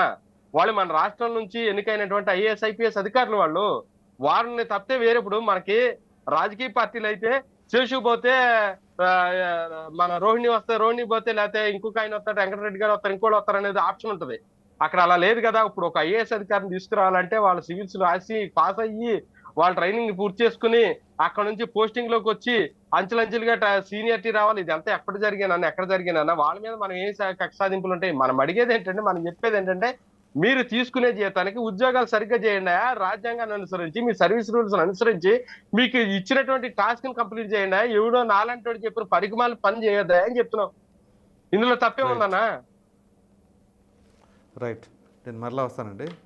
రజనీ గారు, సార్ సార్ సార్ మీ నాయకుడు ఈరోజు నిన్న స్వాతంత్ర దినోత్సవ వేడుకల్లో తేదీలు కూడా మర్చిపోయి చెప్తున్నారంట, ఏంటండి? సార్ ఇది తేదీలు కాదు, డేట్లు కాదు. డిప్యూటీ సీఎం గారు, పవర్ స్టార్ పవన్ కళ్యాణ్ గారు, ఈరోజు ఆయన ఏది మాట్లాడినా ఆయన తప్పే చేసినా నా తల కూడా తెగి ఊడిపడేంత చట్టాలు రావాలన్నప్పుడు అది 2014దా, 2017దా, 18దా, ఆయన టైంలోనా, ఆయన కార్యకర్త చేశాడా, ఆయన కుటుంబ సభ్యుడు చేశాడా, ఆయనే చేశాడు, ఇవన్నీ చూడండి. తప్పు చేసిన వాడికి శిక్ష పడాలా. పలానా టైంలో సుగాలి ప్రీతికి అన్యాయం జరిగింది, సరే పలానా వాడు మంచోడు కాదు, అన్యాయం జరిగింది. నీ మంచితనం ఏమైంది నాయన? 2019లో నువ్వు అధికారంలోకి వచ్చి సిఐ శంకరయ్య, ఎవరైతే ఒక ఎస్ఐ కానిస్టేబుల్ క్యాడర్ నుంచి ఎన్నో పోస్ట్ మార్టంలు, డెత్ సర్టిఫికెట్లు చూస్తున్న వ్యక్తి, గొడ్డలిపోటుతో రక్తపు మడుగులతో ఉన్న వాడిని గుండెపోటు చెప్పినందుకు సిఐ నుంచి డిఎస్పీ ప్రమోషన్ ఇచ్చిన దౌర్భాగ్యం. సో ఇది ఎలా ఉంటుందంటే సార్, అధికారులతో తప్పు మీరెందుకు చేపించాలా? అది ఏ ప్రభుత్వం అయినా కానివ్వండి. ఈరోజు ఏబి వెంకటేశ్వరరావు గారు ఒకవేళ తప్పు చేశారేమో, ఆయన చెప్పినట్టు చంద్రబాబు గారు విని ఉన్నారేమో, ఆయన నిరూపించుకున్నాడుగా. అరే, అగ్నిలో దూకి సీతే పవిత్రమైతే రాముడే చేపట్టుకొని తీసుకుపోతే, ఈరోజు ఏబి వెంకటేశ్వరరావు గారు లాంటి వ్యక్తి నా నిర్దోషత్వాన్ని నిరూపించుకుంటే మరి ఎందుకు తీసుకోలేకపోయింది? కంటెంప్ట్ ఆఫ్ ద కోర్టు ధిక్కరణైంది, అయినా కానీ సర్వీస్ లో తీసుకోలే. ఆఖరి రోజు సర్వీస్ లో తీసుకొని ఆయన రిజైన్ చేస్తే, అరే నాయనా, ఇక జీవితంలో నిజాయితీగా ఉండకూడదు. ఏ ప్రభుత్వం వస్తే ఆ ప్రభుత్వంకి తొత్తుగా పనిచేస్తే తప్ప మనం అధికారంలో కంటిన్యూ అవ్వలేము అనే పరిస్థితి కొంతమందికి వచ్చింది సార్. నేను చాలా మంది ఐఏఎస్లు, ఐపీఎస్లు, మాకు కమిషనర్ పంచాయతీకి సంబంధించిన కేసులు, రెవెన్యూకి సంబంధించిన కేసులు వాళ్ళు ముద్దాయిలుగా అవుతారు. సార్ ఎందుకు సార్, మీరు ఎంత బాగా చదువుకున్నారు, అవసరమా కోర్టు బోనెక్కి నుంచోవడం అంటే? ఇది మా చేతుల్లో పని కాదండి, ప్రభుత్వాల ఒత్తిడి వల్ల మేము ఈ బోనెక్కాము అని చెప్పేవాళ్ళు ఎంతో మంది ఉన్నారు సార్. ఈరోజు ఒక పంచాయతీ సెక్రటరీ ట్రాన్స్ఫర్ అవ్వాలన్నా కానీ ఎమ్మెల్యేని ఇంప్రెస్ చేయాలి సార్. అదేదో జ్యోతిమాలిని, జ్యోతి చిత్ర డాన్స్ వేసినట్టుగా వాళ్ళని ఇంప్రెస్ చేస్తే ఆ ఏరియాలో పోస్టింగ్ పడుతుంది. కానిస్టేబుల్, ఎస్ఐ కూడా అంతే. ఈరోజు 5 ఏళ్లకు ఒకసారి ట్రాన్స్ఫర్లు ఎందుకు పెడతారు? అది ప్రభుత్వాలు మారాక ఎందుకు పెడతారు? ఇప్పుడు వాళ్ళలో 16 మంది ఉన్నారు సార్. ఈ 16 మంది చేసిన తప్పిదాలు ఏంటో ఆధారాలతో నిరూపిస్తే అప్పుడు రాష్ట్ర ప్రజలకి అర్థమవుతుంది. గతంలో మోడీ గారు వచ్చినప్పుడు ఒక సభ జరిగింది సార్ మార్టూరు పరిసర ప్రాంతాల్లో. ఆ సభలో అసలు ప్రోటోకాల్ పాటించకుండా వివిఐపి గ్యాలరీలోకి జనాల్ని పంపించి పోలీసులు సోద్యం చూసినట్టు చూస్తే మా ప్రాణాలు కూడా మేము కోల్పోయే పరిస్థితికి వచ్చాము. ఆ ఘటనలో మా మీద కూడా చాలా గాయాలు జరిగినాయి, తొక్కిసలాట జరిగినాయి. పోలీసుల నిర్లక్ష్యం ఎవిడెంటరీగా దొరికింది, అప్పుడు సస్పెండ్ అయ్యారు. సో అలా ఉండాలి. కానీ చంద్రబాబు గారు మొన్న ప్రమాణ స్వీకారం అవ్వగానే ఐఏఎస్ ఐపీఎస్ మీటింగ్ పెట్టి ఒకటే అన్నారు, నా 40 సంవత్సరాల చరిత్రలో ఇంత నీచంగా ఏ ఐఏఎస్లు ఐపీఎస్లు పనిచేయాలి. కనీసం చేతిలో మైక్ పెట్టుకొని మాట్లాడే అలవాటు లేదు సార్ చంద్రబాబు గారికి. మైక్, ఆయన హెడ్ మైక్ ఉంటుంది, ఆయన మీదే 307 కట్టారు, అటెంప్ట్ టు మర్డర్ సెక్షన్. ఇంత దిగజారిపోయారు. మీ వృత్తి మీరు చేయండి, మహా అయితే ట్రాన్స్ఫర్ చేస్తారు. మిమ్మల్ని సస్పెండ్ చేసి రిమూవల్ ఫర్ సర్వీస్ లో చేయలేంగా. కానీ ఎందుకు ఇలా తప్పిదాలు చేశారు? మీరు పబ్లిక్ కి రెస్పాండ్ గా ఉండండి, పబ్లిక్ కి సమాధానం చెప్పండి. ఒక పొలిటికల్ కాదు అంటూ ఈ 16 మంది ఐపీఎస్లు కూడా వాళ్ళ తప్పిదాలు ఆధారాలతో నిరూపించి మరొక్కసారి రిపీట్ చేయకుండానే చెప్తారే కానీ అంత మాత్రానక వాళ్ళని సస్పెండ్ చేసి లేకపోతే వాళ్ళ మీద చర్యలు తీసుకుని ఇవన్నీ జరగవు సార్. ఎందుకంటే చంద్రబాబు గారు ఓర్పుతో నేర్పుతో తప్పు చేసే వాడిని కూడా మంచిగా తీసుకురాగల సమర్థత గల నాయకుడండి. సో నాకు తెలిసి Right. 16 మంది ఐపీఎస్లు కూడా సంతకాలు పెట్టి ఎందుకు చేశారు, ఎలా చేశారు, ఎంత తప్పిది, ఇంత అధికార దుర్వినియోగం చేస్తారా అంటూ వాళ్ళకి కౌన్సిలింగ్ చేయడం కోసమే సార్ డీజీపీ దగ్గరకు వచ్చి సంతకాలు పెట్టిస్తుంది. వాళ్ళు తప్పు చేస్తే ఈ పాటికి సస్పెండ్ అయిపోయి ఏబి వెంకటేశ్వరరావు గారి లాగా ఎప్పుడో లోపల ఉండేవాళ్ళు. గత ప్రభుత్వం అయి ఉంటే, చిత్తశుద్ధి గల చంద్రబాబు గారి ప్రభుత్వం అయి ఉండి ఈ రోజు వారిని సంతకాలు పెట్టించడానికి పిలిపించి ఏం పనులయ్యా ఇవి, ఏం పనులు మీరు చేసేవి అంటూ ఈ రోజు సంతకం పెడితే సిగ్గుతో తలదించుకొని పోతున్న ఐపీఎస్లు మరొక్కసారి ఇటువంటి తప్పు చేయకుండా ఉండాలని ప్రజల తరపున మా అభ్యర్థన సార్. రైట్. వెంకటేశ్వర రెడ్డి గారు, గౌతమ్ సవాంగ్ చెప్పండి. గారు ఒకప్పుడు డీజీపీ, చరిత్రలో ఎన్నడూ లేని విధంగా డీజీపీ గారు కోర్టు బోన్లో నుంచొని సెక్షన్లు చదవటం అంటే దీనికంటే అవమానకరం ఇంకోటి ఉండదు. అట్లాగే మరొక అంశం, పరమేశ్వర్ రెడ్డి గారు తిరుపతి ఎస్పీ, ఆయన చెవిరెడ్డి భాస్కర్ రెడ్డి గారితో మంచి అనుబంధం కలిగిన నాయకుడు అని చెప్పేసి ఏదైతే చెవిరెడ్డి భాస్కర్ రెడ్డి గారిని మీ పార్టీ తరపున తీసుకున్న నిర్ణయం ఒంగోలు ఎంపీగా పోటీ చేయించాలి అని చెప్పేసి, సో ఈ క్రమంలో పరమేశ్వర్ రెడ్డి గారిని కూడా తిరుపతి నుంచి ఒంగోలుకి ట్రాన్స్ఫర్ చేశారంటే ఏంటి దీని వెనకాల ఉన్న మతలబు చెప్తారా? అది విచారణలో తేలుతుందండి. మంత్రం ఏంది, దాని వెనకాల ఏం జరిగింది అనేది విచారణలో Okay. కోర్టు పరిధిలో ఉంది. ఇవన్నీ ఏంటంటే ఈ ఇప్పుడున్న ప్రభుత్వం యొక్క ఊహాగానాలు, అనుమానాలు Okay. నిజం అని చెప్పాల్సింది ఎవరు? కోర్టు చెప్పాలి. ఇవన్నీ అనుమానాలు, ఊహలతోటి ప్రశ్నలు వేసుకొని ఈ అనుమానాలకి ఊహలకి సమాధానం చెప్పాల్సిన పరిస్థితి, దానికి మళ్ళీ నిజమా నిర్ధారణ చెప్పాల్సిన పరిస్థితి మన చేతిలో లేదు, మనకు ఉండదు కూడా. గౌతమ్ సవాంగ్ గారి ఎపిసోడ్ సార్, గౌతమ్ సవాంగ్ గారి ఎపిసోడ్ అయినా సరే కోర్టు చెప్తుంది, అల్టిమేట్ గా తీర్పు ఇస్తుంది. కోర్టు బోన్ ఎక్కిందంటే ఎవరైనా ఎక్కాల్సింది, తీర్పు కాదు సార్. న్యాయ వ్యవస్థలో ఎవరైనా ఎక్కాల్సిందే కదా, తప్పు చేసి ఉంటే. నాకు గౌతమ్ సవాంగ్ గారు వ్యక్తిగతంగా తెలుసు, కమిషనర్గా, విజయవాడ కమిషనర్గా ఉన్నప్పటి నుంచి నాకు పరిచయం ఆయనతో. సో కొన్ని కార్యక్రమాలు కూడా కలిసాం. సో ఆయన అంటే నాకు చాలా గౌరవం కూడా, చాలా హుందాగా ఉంటారు ఆయన. అటువంటి వ్యక్తి సెక్షన్లు చదవటం ఏంటి సార్ కోర్టు బోన్లో నుంచొని? అంటే ప్రభుత్వ ఒత్తిడిలకు లోనైనట్లు కాదంటారా? ఈ ప్రభుత్వ ఒత్తిడి మేరకు ఆయన మీద కేసులు పెట్టారు. ఆయన ఈ ప్రభుత్వ ఒత్తిడి మీద జరిగినవి అవి.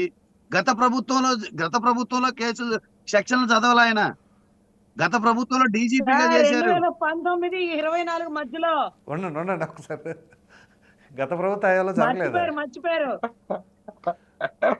వెంకటేశ్వర రెడ్డి గారు అన్నారు, ఇప్పుడు మీరు మర్చిపోయినట్టున్నారు డేట్లు. భావ ప్రకటన స్వేచ్ఛ అంటూ గత ప్రభుత్వంలోనే హైకోర్టులో మా ముందు, మేము ఆయన ముందు స్టూడెంట్లో, మాకు నేర్పించిన విద్య ఆయన మా ముందు పుస్తకం ఓపెన్ చేసి చదివితే ఇలా మారకూడదురా బాబు, ఈయన మనకి రోల్ మోడల్ అని సిగ్గుతో తలదించుకున్నారు ఐపీఎస్లు సైతం.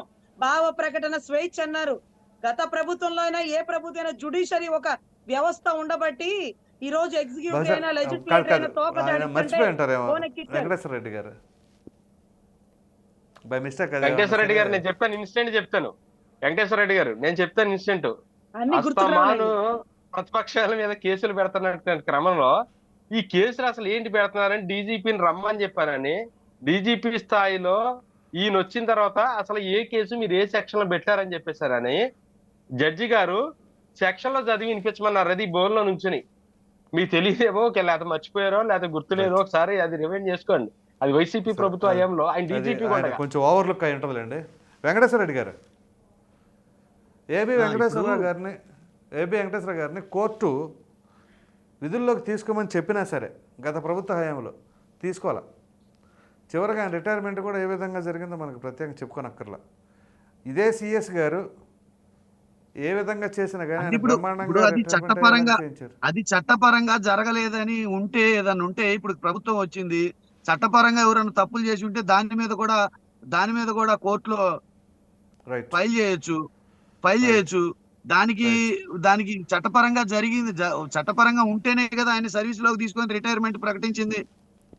చట్టపరంగా లేకుండా చట్టపరంగా లేదు, ఆయన ఊహకి ఆయన ఎక్స్పెక్టేషన్ కి తగ్గట్టు ప్రభుత్వం పనిచేయదు కదా, అట్లానే చట్టాలు ఆయన ఎక్స్పెక్టేషన్ తగ్గట్టు పనిచేయదు కదా, నాకు ఇలా జరగాలి కోర్టు రిటైర్మెంట్, తీర్పిచ్చింది సార్, కోర్టు తీర్పిచ్చింది. అందుకే ఏవి సర్వీస్ లో వెంకటేశ్వరరావు తీసుకున్నారు గారిని కదమ్మా, సర్వీస్ లో అవును. తీసుకోమని వెంకటేశ్వర రెడ్డి గారు contempt of the court అయింది. అం- కోర్టు అందుకనే తీర్పు తీసుకున్నారు చేశారు మీరు. కదమ్మా, తీసుకున్న కాదు. తర్వాత కదా న్యాయస్థానాన్ని మీరు రిటైర్ అయిన ఆయన. గౌరవించలేదు.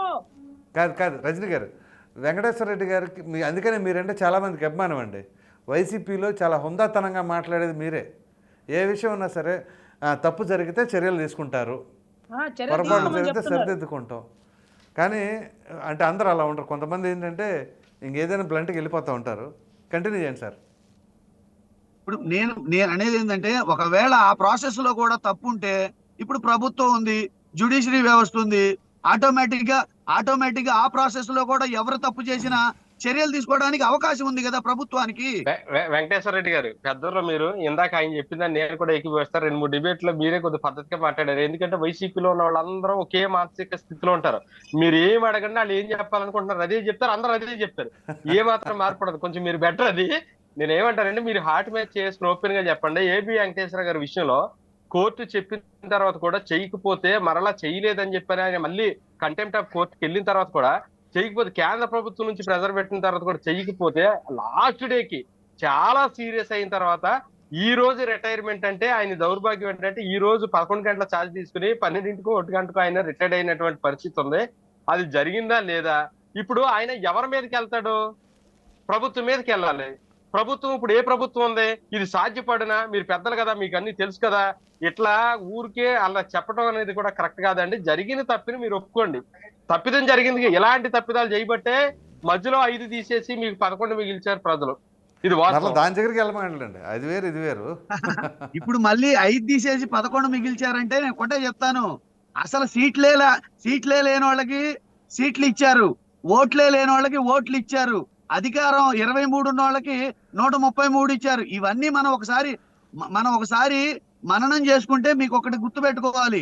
ఆంధ్రప్రదేశ్ ప్రజలు తలుచుకుంటే ఎక్కడి నుంచి ఎక్కడికైనా దించగలరు, ఎక్కడి నుంచి ఎక్కడికైనా ఎత్తగలరు.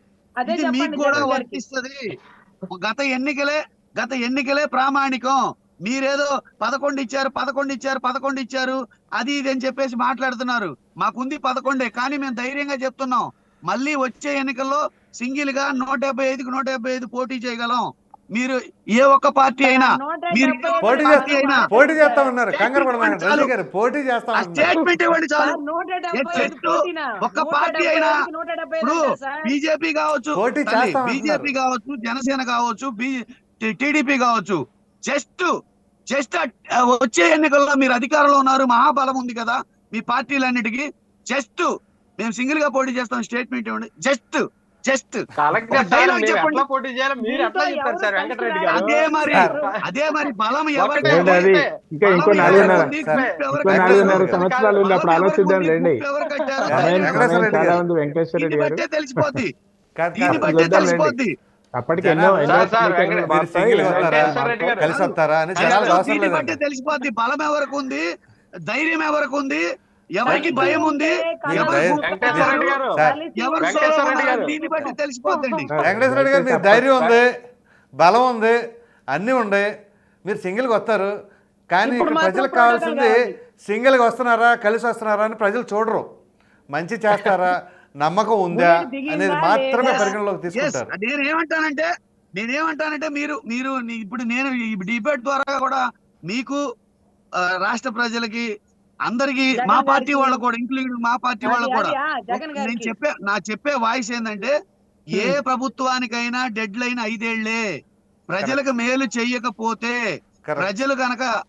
ప్రజలు గనక ఒప్పుకోకపోతే, ఎత్తి కొదేసి కింద కూర్చోబెడతారు. ఇది జగన్ అది గారి 2019లో అది కాబట్టి మీరు గనక అది కాబట్టి ఉన్నట్లయితే గత ప్రభుత్వం గురించి అది చేసి- కాదండి గత ప్రభుత్వాన్ని మీరు 2019లో ఇదే వాయిస్ మీరు వినిపించుంటే బాగుండేదేమో ఖచ్చితంగా. అదే ఇవాళ కాదు, టీడీపీ కాదు, వాళ్ళకి కాదు, కూటమికి కాదు, అన్ని సీట్లు ఒక వచ్చాయి మాట. కాదేమో. గత చెప్పారంటే ఆయన ప్రభుత్వాన్ని మీరు వెళ్ళలేదంట. కనుక ఎగ్జాంపుల్ గా తీసుకుంటే గత ప్రభుత్వాన్ని కనుక మీరు ఎగ్జాంపుల్ గా తీసుకొని అయ్యే ఒల్లి వేయటలు అదే మాటలు మీరు గతంలో అది చేశారు మీరు గతంలో ఇది చేశారని చెప్పి చెప్పుకుంటూ చెయ్యం ఇప్పుడు సార్. పరిపాలన గత మర్చిపోయినా వీళ్ళకి అదే పరిస్థితి వస్తుంది. ఇప్పుడు ఇచ్చిన అదే కదా మాటలు మీరు అనేది? మర్చిపోయినా ఇప్పుడు పరిపాలన మర్చిపోయినా ఇప్పుడు ఇచ్చిన మాటలు మర్చిపోయినా వచ్చే ఎన్నికల్లో మళ్ళీ తీర్పు మారుతుంది. మారకుండా ఉండాలంటే ముందు ఇచ్చిన మాటలు మీరు మా ఇచ్చిన పార్టీలో మేనిఫెస్టో పరిపాలన చెయ్యండి. చేస్తే జరుగుతుంది. నేను ఏ పార్టీలో ఉన్నా నాకు వచ్చే ఇబ్బంది ఏం లేదు. నేను వ్యక్తిగత ఆయన ఆ స్వేచ్ఛ పార్టీలో భావ ఉండేవాడే. ప్రకటన స్వేచ్ఛ నాకు ఉంది. మీరు వాళ్ళని కూడా ఎట్లా నేను లాగేసుకుంటారు? ఖచ్చితంగా మాట్లాడగలను. అంత మంచోళ్ళు ఉండారు, ఉండేవండి ఆ పార్టీలో. సార్ గత కాదు, అందుకే ఏ పార్టీలో మాట ఉన్నా నాకు వచ్చే చెప్పుండాల్సింది. ఇబ్బంది ఏం అవును. లేదు. రజనీ గారి మీరు పని ఉద్దేశం చేయండి. ఏంటంటే మీరు ప్రజలు తీర్పు ఇచ్చిన తర్వాత మీరు ప్రజలు ఇచ్చిన మాటలు ప్రజల నిలబెట్టుకొని కోసం పని చేయండి. చేయండి అంటే గతంలో ఇది ప్రజా చేశారు వ్యతిరేకతను గతంలో మూట అది చేశారు కట్టుకోకుండా. జగన్మోహన్ రెడ్డి గారు ఇది చేశారని చెప్పేసి ఒక 2 నిమిషం నెలల మరలా కాలం వస్తాను అయిపోయింది. వెంకటేశ్వర రెడ్డి గారు. 5 ఏళ్ళు ఇదే గడిపేస్తారా? ఐదేళ్ళు 5 ఏళ్ళు ఇదే చెప్పాలి. గడిపేస్తారా? ఆయన చేసింది చెప్పకపోతే ప్రజలు మర్చిపోతారు సార్. అమరావతి రైట్. విధ్వంసం గురించి చెప్తాం, అధికార దుర్వినియోగం గురించి చెప్తాం, రాష్ట్రం చెప్పండి, కానీ అట్ ద సేమ్ టైం మీరు డెవలప్ చేయండి. ఇక్కడ అది మీరేం చెప్పాలి, చేస్తున్నారు? టైం గడిపేయద్దు అనేది ఆయన ఉద్దేశం. ఒక నిమిషం మీరు ముగ్గురు ఆగండి. నేను Honest గా ఒక మాట రాజకీయ చెప్తానమ్మా. వెంకటరెడ్డి గారు. అమ్మ, తల్లి రజని సార్ ఆనెస్ట్ గా ఒక మాట చెప్తాను నేను. చెప్పండి. గత ప్రభుత్వంలో మేము చేసిన పనులు చెప్పడం మర్చిపోయి మేము చేసిన అభివృద్ధి చెప్పడం Right. మర్చిపోయి కేవలం ఏం చంద్రబాబు నాయుడు గారి మీద చేశారన్నా? పవన్ ఆ, కళ్యాణ్ అలా గారి మీద అనొద్దు. మాలో కొంతమంది నాయకులు వ్యక్తిగత దీనికి వెళ్ళి వాళ్ళ మీద దీనికి వెళ్ళి చేసిన పనులు చేస్తున్న పనులు మేము చెప్పుకోవడం మర్చిపోవడం వల్ల ఇది జరిగింది. నేనేమంటానంటే మీరు చేస్తున్న పనులు చెప్పండి, మీరు చేయాల్సిన పనులు చెప్పండి, అదే, ఇచ్చిన అదే. మాటలు నేను చెప్పండి, అదే చెప్తున్నా. మీకు మేలు జరుగుతుంది. మమ్మల్ని మీరు ఒకటే చెప్తున్నా, మీకు క్లియర్ గా హానెస్ట్ గా చెప్తున్నా, మమ్మల్ని మీరు విమర్శించడం వల్ల మమ్మల్ని మీరు మీకే నష్టం గత అంటారు. పార్టీ ఇది చేసిన చెప్పడం వల్ల నేను జగన్మోహన్ రెడ్డి చేయమని గారిని కానీ చెప్తున్నా, మమ్మల్ని వెంకటరెడ్డి కానీ గారు. లైవ్ లో కాదు, మీరే కాదండి. ఉంచుతున్నట్టు ఇప్పుడు ఆయన లైవ్ లో చెప్పింది మీరే మీకు అర్థమైందా? కొడాల మీరు నాని గారు కావచ్చు, అనుకుంటున్నారు, పేరు మీరు నాని గారు కావచ్చు, చెప్తున్నారని. అంబటి రాంబాబు గారు లైవ్ కావచ్చు, లో వీళ్ళు ఫ్రేమ్ చేసిన లో మీరే వ్యాఖ్యలు, నిలబెడుతున్నారు జయ రమేష్ గారు కావచ్చు, రోజా ప్రజలు కావచ్చు, తీసుకునే- అనిల్ కుమార్ యాదవ్ తీసుకునే కావచ్చు, విధానం తీసుకుంటారు, మీరు అది వీళ్ళు గుర్తుపెట్టుకోండి. చేసిన వ్యాఖ్యల వల్ల ఇంత డ్యామేజ్ అయింది. మీరు అట్లాంటి పని చేయొద్దని చెబుతున్నారు. మరలా వస్తాను. అదే. ఒకసారి పశుపతి గారు ఒక్క కాదు నిమిషం. అన్న పశుపతి గారు ఒక్క నిమిషం ఒక్క నిమిషం. శేష్ గారు ఒక్క నిమిషం. పశుపతి గారు పాప ఎప్పటి నుంచో హోల్డ్లో ఉన్నారు. పశుపతి గారు, చెప్పండి. యాక్చువల్గా మన సిస్టంలో రాజకీయ నాయకులకు ఉన్నది 5 సంవత్సరాలే. అది ఎమ్మెల్యే కావచ్చు, ఎంపీ కావచ్చు, మంత్రి కావచ్చు, ఎవరైనా కావచ్చు. ఈ 5 సంవత్సరాల పదవీ కాలంలో వీళ్ళు ఏదో దైవానంద స్వరూపుల్లాగా భావించేసి ఐఏఎస్ ఐపీఎస్లను కూడా సింగులర్గా మాట్లాడతాం. అవును. ఇంకా గట్టిగా మాట్లాడవలసి వస్తే నిన్ను ఎటన్నా ట్రాన్స్ఫర్ చేయమంటావా, ఏం చేయమంటావారంటే కాదు సార్ అంటే వీళ్ళు ఉంటాం. నిజంగా నేను మా అబ్బాయిని ఐపీఎస్ అని చెప్పేసి చిన్నప్పటి నుంచి ఇంజెక్ట్ చేస్తున్నా. మా వాడిని ఎవరు అడిగినా కానీ వాట్ ఈస్ యువర్ గోల్ అనగానే ఐపీఎస్ అంటాడు. ఇప్పుడు పరిస్థితి చూస్తుంటే వద్దురా నాయన ఐపీఎస్ వద్దు, ఏమొద్దు, శుభ్రంగా నాలాగా జర్నలిస్ట్ అన్నావు లేదా పొలిటీషియన్ అని చేస్తాననే పరిస్థితుల్లో ఉంది. ఏంటండి ఈ దౌర్భాగ్యం? మన సొసైటీ ఇంక మారే పని లేదంటారా? కరెక్ట్గా ఉదాహరణ చెప్పారు. నేను కూడా ఒక డ్రీమ్ పోలీస్ ఆఫీసర్ కావాలని నేను 1996లో physical test, written test pass అయ్యి ఓరల్ టెస్ట్లో సక్సెస్ కాలేకపోయినా.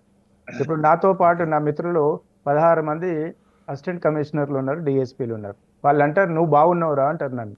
ఎందుకురా అని నేను అంటాను. ఎందుకురా బాబు, పొద్దున్న లేస్తే వీడు ఫోన్ చేస్తాడు, ఈ ప్రెజర్ ఆ ప్రెజర్తోని వాడు పోస్టింగ్ ఇవ్వాలి, వాడు చెప్పింది చేయకపోతే మళ్ళీ మనల్ని ట్రాన్స్ఫర్ చేస్తారు, మన మీదకి వస్తుంది. అంటే ఇటువంటి దౌర్భాగ్యమైనటువంటి రాజకీయ వ్యవస్థ మారాలి అని మనందరము ప్రతి ఒక్కరు కోరుకోవాలి. ఎందుకంటే బ్యూరోక్రసీ వ్యవస్థ, శాంతి భద్రతలు, అడ్మినిస్ట్రేషన్. మీరు ఏదైనా ఒక సంగీతం వినాలి అంటే, ఒక మ్యూజిక్, ఒక సినిమాలో పాట వినాలంటే సింగర్ వాయిస్ గొంతు బాగుండాలి, వాడికి వాయించే మ్యూజిక్ కూడా బాగుండాలి. అదేవిధంగా ప్రభుత్వాలు ప్రజా సంక్షేమం అభివృద్ధి జరగాలి అంటే, సమాంతరమైనటువంటి అభివృద్ధి జరగాలంటే ఈ 4 వ్యవస్థలు సింహభాగం పాత్ర పోషిస్తాయి.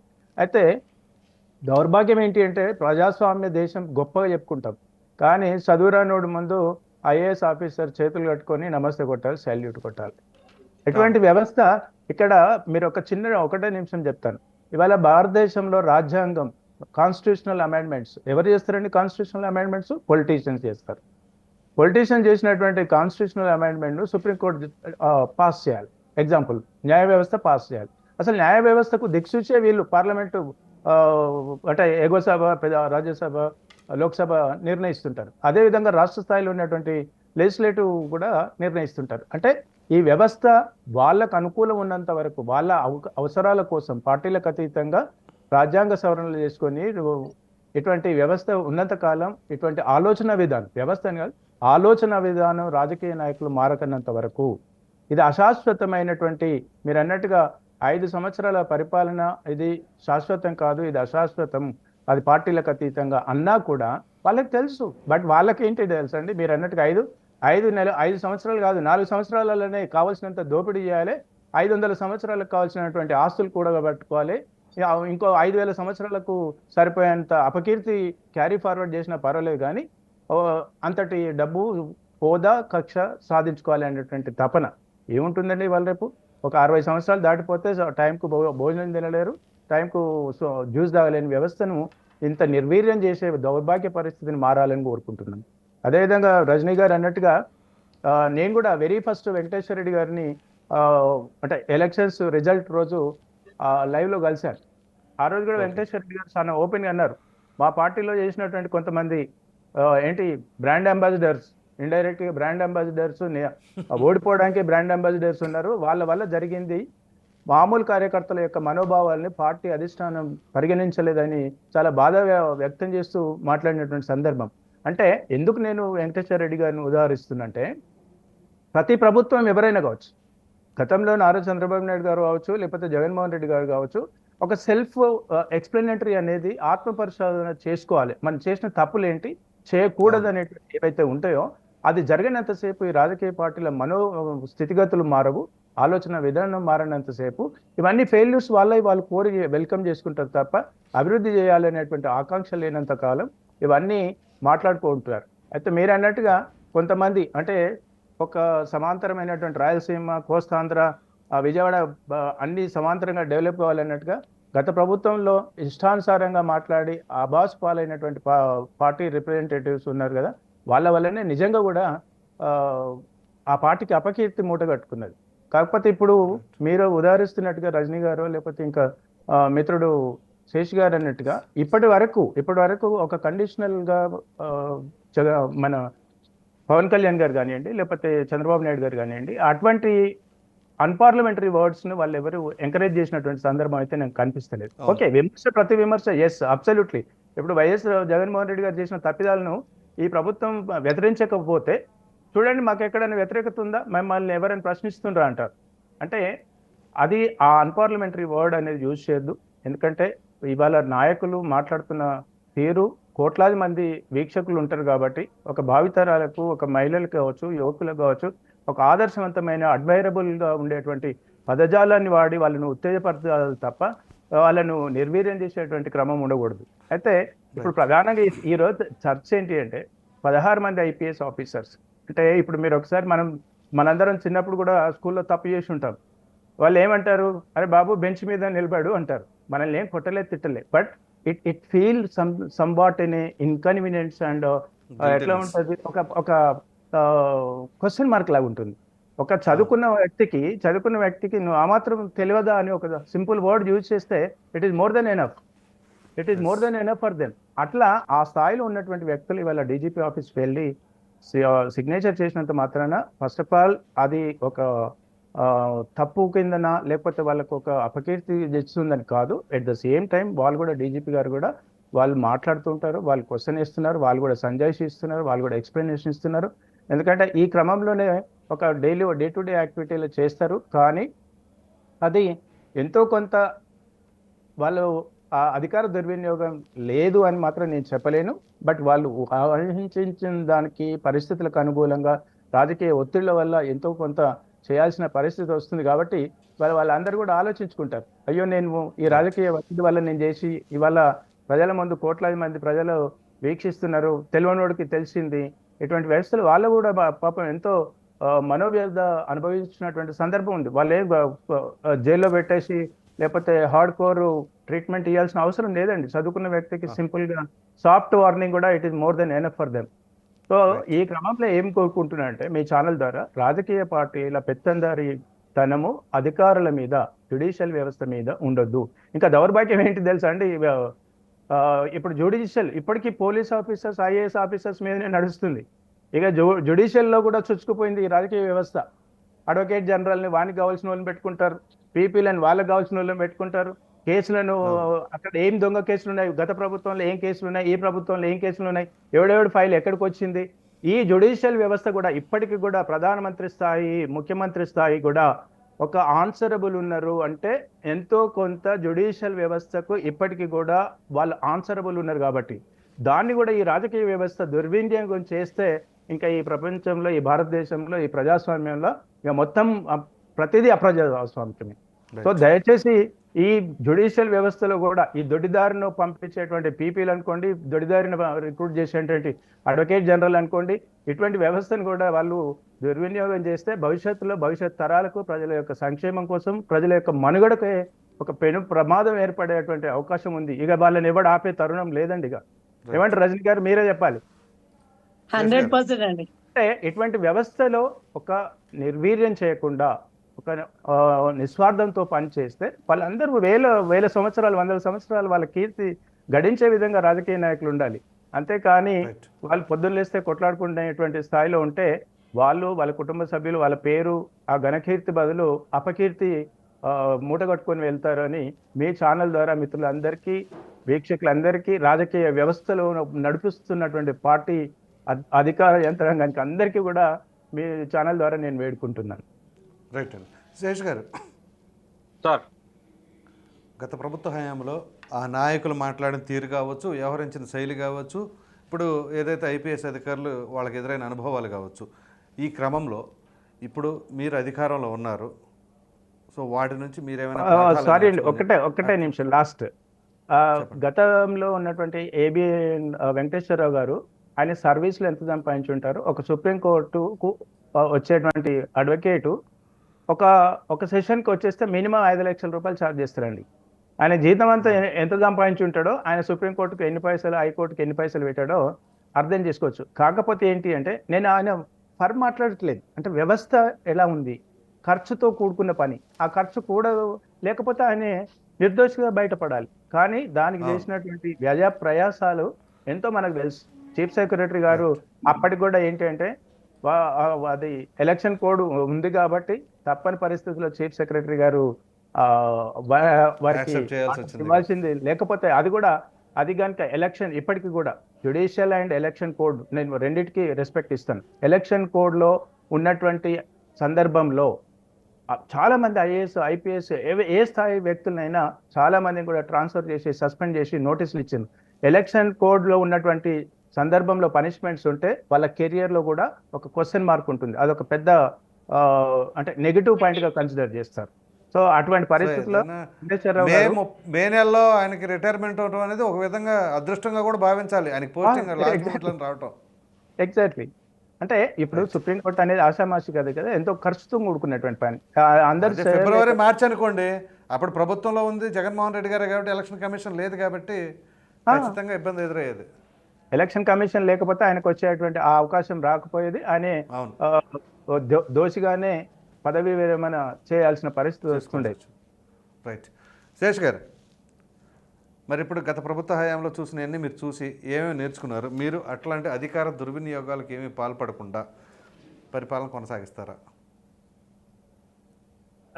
గతంలో 2014-19 చూశారు, అంతకుముందు ఉమ్మడి రాష్ట్రంలో కూడా చూశారు. అధికార దుర్వినియోగానికి పాల్పడే వ్యక్తి, డెవలప్మెంట్ చేసే వ్యక్తి అనేది మాకన్నా బాగా, ఎందుకంటే మీడియాగా మీరు చాలా క్లీన్ అబ్జర్వేషన్ ఉంటారు, మీకే అవగాహన ఉంటుంది. రెండోది, వెంకటరెడ్డి గారి మాటను కూడా మేము తీసుకుంటున్నాం.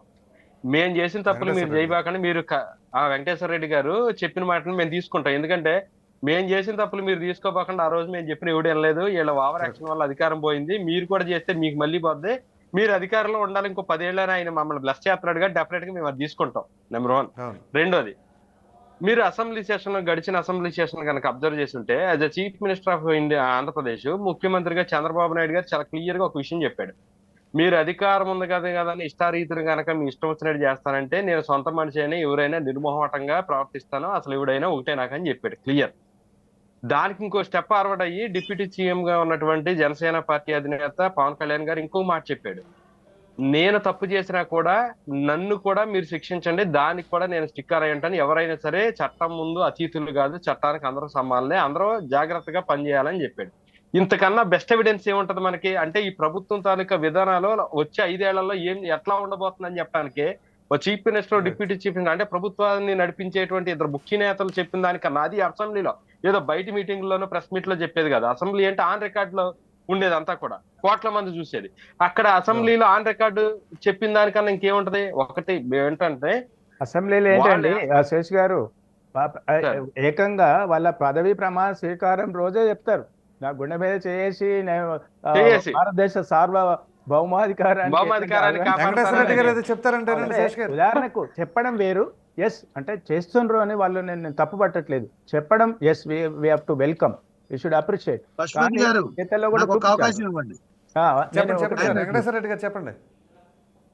ఇప్పుడు సీఎం గారు సాక్షాత్తు ఐఏఎస్ ఐపీఎస్ మీటింగ్ పెట్టేసి ఇది పొలిటికల్ డెమోక్రసీ, ఖచ్చితంగా అక్కడ ఏం పని చేసినా మా కార్యకర్తలకి క్రెడిబిలిటీ ఇవ్వాలి, కార్యకర్తల మాట ఖచ్చితంగా వినాల్సిందే అని చెప్పేసి ఐఏఎస్ ఐపీఎస్ మీటింగ్ లో ఒకసారి చెప్పారు. ఇంకొకటి ఏంటంటే డిప్యూటీ సీఎం గారు ఒకటి చెప్తుంటే బుడ్డా రాజశేఖర్ గారు శ్రీశైలం ఎమ్మెల్యే మండలానికి 2 చంపేయండి నేను చూసుకుంటానని చెప్పేసి ఎమ్మెల్యే సాక్షాత్ చెప్పారు. అట్లానే అనంతపురం జిల్లా ఎమ్మెల్యే మీరు పేకాట క్లబ్లు పెట్టుకోవడానికి నీ తరపున నేను ఫైట్ చేసి చంద్రబాబు గారి దగ్గర పర్మిషన్ తీసుకొస్తానని చెప్పేసి ఎమ్మెల్యే చెప్పారు. అదే అచ్చెన్నాయుడు గారు, ఈ రాష్ట్ర మంత్రి అచ్చెన్నాయుడు గారు ఆయన ఏమన్నారు, మీరు పసుపు బిళ్ళ పెట్టుకొని పోలీస్ స్టేషన్ కి వెళ్ళండి, మీ పని చేసి మీకు కాఫీ ఇచ్చి మిమ్మల్ని గౌరవించి వస్తారని చెప్పారు. ఇవన్నీ దేనికి సంకేతాలండి? మీరు చెప్పినట్టు చంద్రబాబు నాయుడు గారు మంచి మాటే చెప్పుండొచ్చు, డిప్యూటీ సీఎం గారు మంచి మాటే చెప్పుండొచ్చు, అంటే వాళ్ళ పార్టీ మంత్రులు వాళ్ళ పార్టీ ఎమ్మెల్యేలే వాళ్ళ మాట వినట్లేదా, లేదా అధికారులు వినట్లేదా? చెప్పండి అంటే డిఫరెంట్ చెప్పండి, అయిపోయింది మీరు చెప్పండి.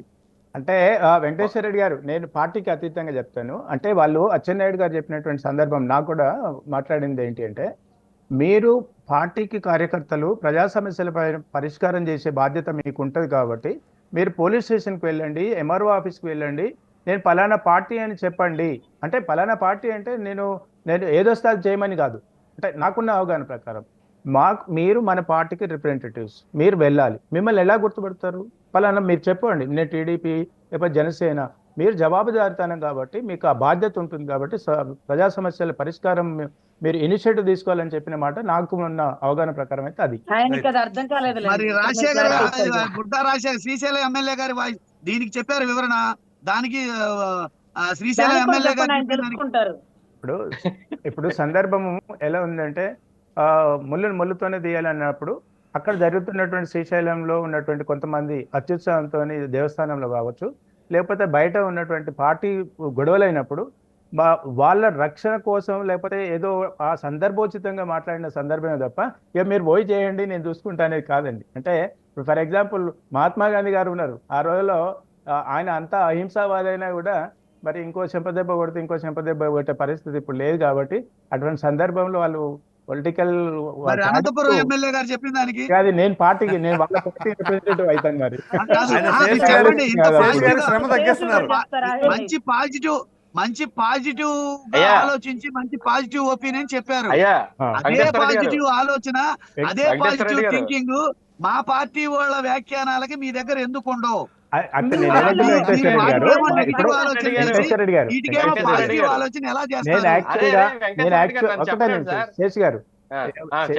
నేను అయిపోయినాక నేను చెప్తుంటే మీరు అవకాశం ఇవ్వాలన్నందుకు నేను ఇచ్చినాను. వాళ్ళకు జనసేన పార్టీకి కానీ టీడీపీ పార్టీకి నేను ఏం చెప్పాను, పవన్ కళ్యాణ్ గారు కానివ్వండి, చంద్రబాబు నాయుడు గారు కానివ్వండి మాట్లాడతారు, అది వేదికల పైన వాళ్ళు మెసేజ్ ఇవ్వాలి.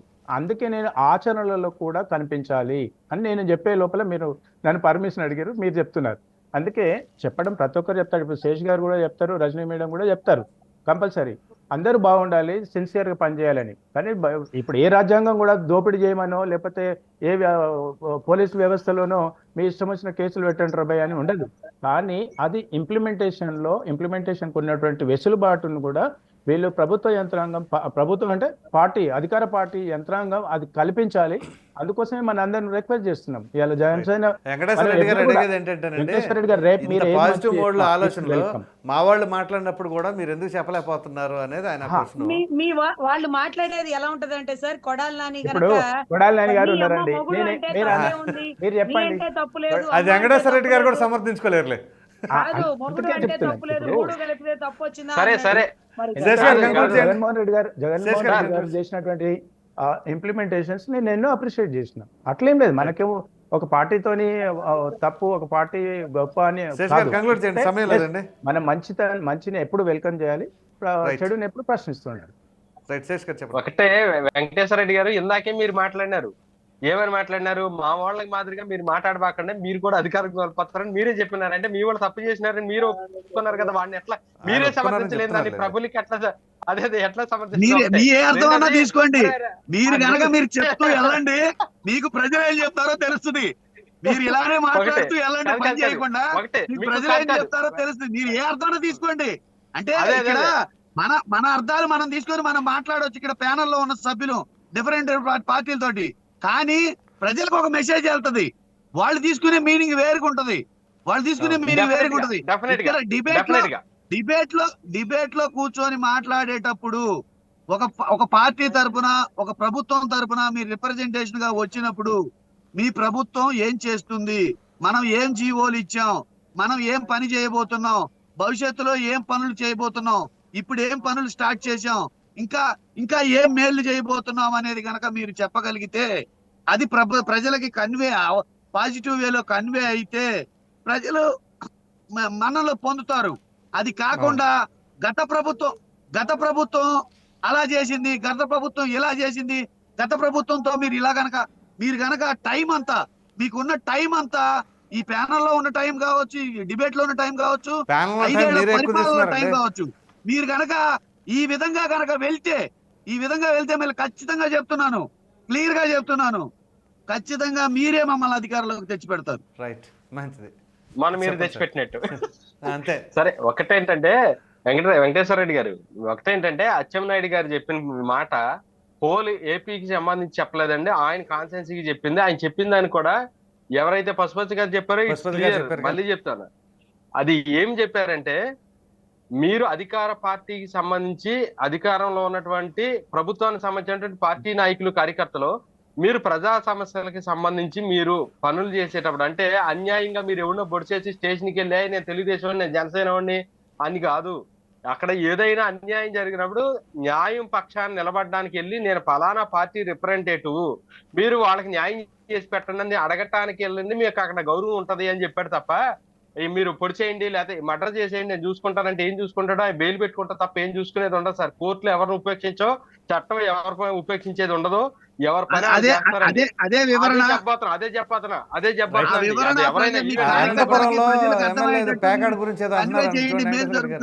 వాళ్ళు కూడా సక్రమంగా ప్రవర్తిస్తారు. అదే అంటున్నానండి. రెండోది ఏదైతే కొడాలి నాని గారు ఎవరైనా ఆయన ఒక ఆయన గుడివాడ రాజశేఖర రెడ్డి రాజశేఖర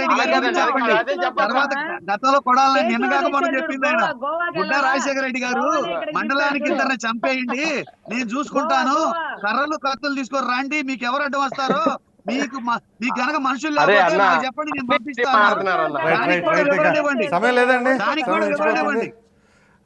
కాదన్నా, ఒకటే ధన్యవాదాలండి చర్చలో పాల్గొన్నందుకు. కంక్లూడ్ చేయడానికి అవకాశం లేదు. మీరు కంక్లూడ్ చేయట్లా, ఏం చేయను నేను. మరి వెంకటేశ్వర రెడ్డి గారు చేయనిస్తున్నాడా? నేను ఏది మాట్లాడి మధ్య వస్తున్నాడు ఆయన, నన్ను చేయనిస్తలేదు కదా. కంక్లూడ్ చేయండి అన్న. ఒకటే వెంకటేశ్వర రెడ్డి అన్న, చాలా క్లియర్ గా ప్రజలు కూడా గమనిస్తా ఉన్నారు, ప్రజలు కూడా చూస్తా ఉన్నారు. మీరు చేసినటువంటి తప్పులే మమ్మల్ని అధికారంలో తీసుకొచ్చినాయి. ఎక్కడ నిజాయితీగా చాలా క్లియర్ గా చెప్తా ఉన్నాం, ఎక్కడ అవినీతి మరకలేనటువంటి ముఖ్యమంత్రి గారు పక్క సినిమా లేదా చెప్పండి. అయ్యా అరే ఉద్దాల మాట్లాడిన రాజశేఖర రెడ్డి గారు చెప్పిన మాటలను మీరు ఖండిస్తున్నారా? నేను ఖండించే కదన్నా. సార్, అరే అవతల మీ వాడు కర్ర తీసుకొని వస్తే మేము చేత్తో దాడి చేయాలా? కర్రకి కర్ర అంటారేమో, మీరు కర్రలు తీసుకొని వస్తే కొట్టండి బాబు అనడానికి గాంధీ గారి యుగమేం లేదండి. అట్లా చేసే ఆయన మీరు కంక్లూడ్ చేయనివ్వండి, పసుపు మీరు చొక్కాలు డ్రాఫ్ట్ వేసుకున్న వాళ్ళని చేసుకుంటారు. రోడ్ల మీద దింపి కొట్టారు. మంచిది, పసుపు మాకు చొక్కాలు కావాల్సిన వేసుకున్న సమాధానాలు కూడా ఇవే చెప్పండి. మాకు కావాల్సిన వెంకటేశ్వర రెడ్డి అన్న, సమాధానాలు కూడా ఇవే చెప్పండి. వెంకటేశ్వర రెడ్డి అన్న, ఏం పర్లేదు, నేను ఏం ఏం చెప్పినా పర్లేదు సార్, ఏం పర్లేదు. వెంకటేశ్వర రెడ్డి అన్న, ప్రాణ రక్షణ. కాదు వెంకటేశ్వర రెడ్డి అన్న, నేను ఏం చెప్పినా ఎమ్మెల్యే గారైనా నేనైనా మీరైనా ఎవడైనా నిజంగా మర్డర్ చేస్తే బెయిల్ తీయటం తప్ప ఏమీ లేదు. ఆడ అరెస్ట్ అయితే ఆపేది ఉండదన్నా నేను క్లియర్ గా చెప్పిన. ఖండించడం కాబట్టి ఏంటది, ఖండించినా కదా. కానీ నేనేం చెప్తా, ఇప్పుడు కర్నూలులో మా కార్యకర్తను చంపినారు, మీరు కూడా చూసినారు. అధికారులు ఉన్నా కూడా మా కార్యకర్తలు ఇంకా దాడి చేస్తున్నారు, చంపుతా ఉన్నారు. అదే చంపుతా కర్నూలు ఉన్న క్రమంలో వినన్నా, అదే అదే నంద్యాల వినాలన్నా, జిల్లాలో అదే వినాలన్నా, ఓపుకుండాలన్నా, మహానంది ఓపుకుండాలి. మండలంలో మీరు దానికి కర్నూలు ముందు ఒక ఓపుకుండాలా? మర్డర్ జరిగింది, దాని గురించి కూడా అదే చెప్పండి. చెప్తున్నానన్నా అన్న, మర్డర్ల గురించి మానభంగాల గురించి చెప్పాలంటే చాంతాడంత లిస్ట్ ఉంది. గత 5 ఏళ్లలో జరిగింది. Right. మేమేమంటామంటే కల్పపూర్ హామిసైడ్ ఏదైతే ఉందో, అవతలోడు మనం చంపడానికి వచ్చినాడు, ప్రొటెక్ట్ చేసుకునే క్రమంలో ప్రాణ జరిగేటువంటి రక్షణ ఇన్సిడెంట్ చట్టం అది. మాట్లాడతారు. కాబట్టి అన్న ఒకటే గుర్తుపెట్టుకున్నానా, కాదు ఈ సార్, ప్రభుత్వం పులులు క్లియర్ వస్తుంటే గా కర్రలు ఇచ్చారే, పులులు వస్తుంటే కొండ మీద కర్రలు ఇచ్చారే, కర్రలు ఎందుకు ఇచ్చారు? పులులు చంపేయమనే. పులులు చంపుతారా? Sir, right. దండ పెట్టేస్తారు. ధన్యవాదాలండి అటవీ రజనీ గారు, నిర్మూలన జనసేన చట్టాలు, పార్టీ అధికార ప్రతినిధి లేకపోతే వెంకటేశ్వర రెడ్డి గారు, వైసీపీ అధికార ప్రతినిధి శేష్ గారు, తెలుగుదేశం పార్టీ అధికార ప్రతినిధి పశుపతి గారు, రాజకీయ విశ్లేషకులు, అందరికీ ధన్యవాదాలండి. మరలా మళ్ళీ కలుద్దాం. అన్న లాస్ట్ లైన్ ఒకటే లాస్ట్ లైన్ అన్న. ఒకటే ఏంటంటే సార్, ఎఫెక్టివ్ గవర్నెన్స్, వెల్ఫేర్ పక్క, డెవలప్మెంట్ పక్క, ఎఫెక్టివ్ గవర్నెన్స్ ప్రభుత్వం ముందుకు పోతా ఉంది. It's clear. Right, thank you.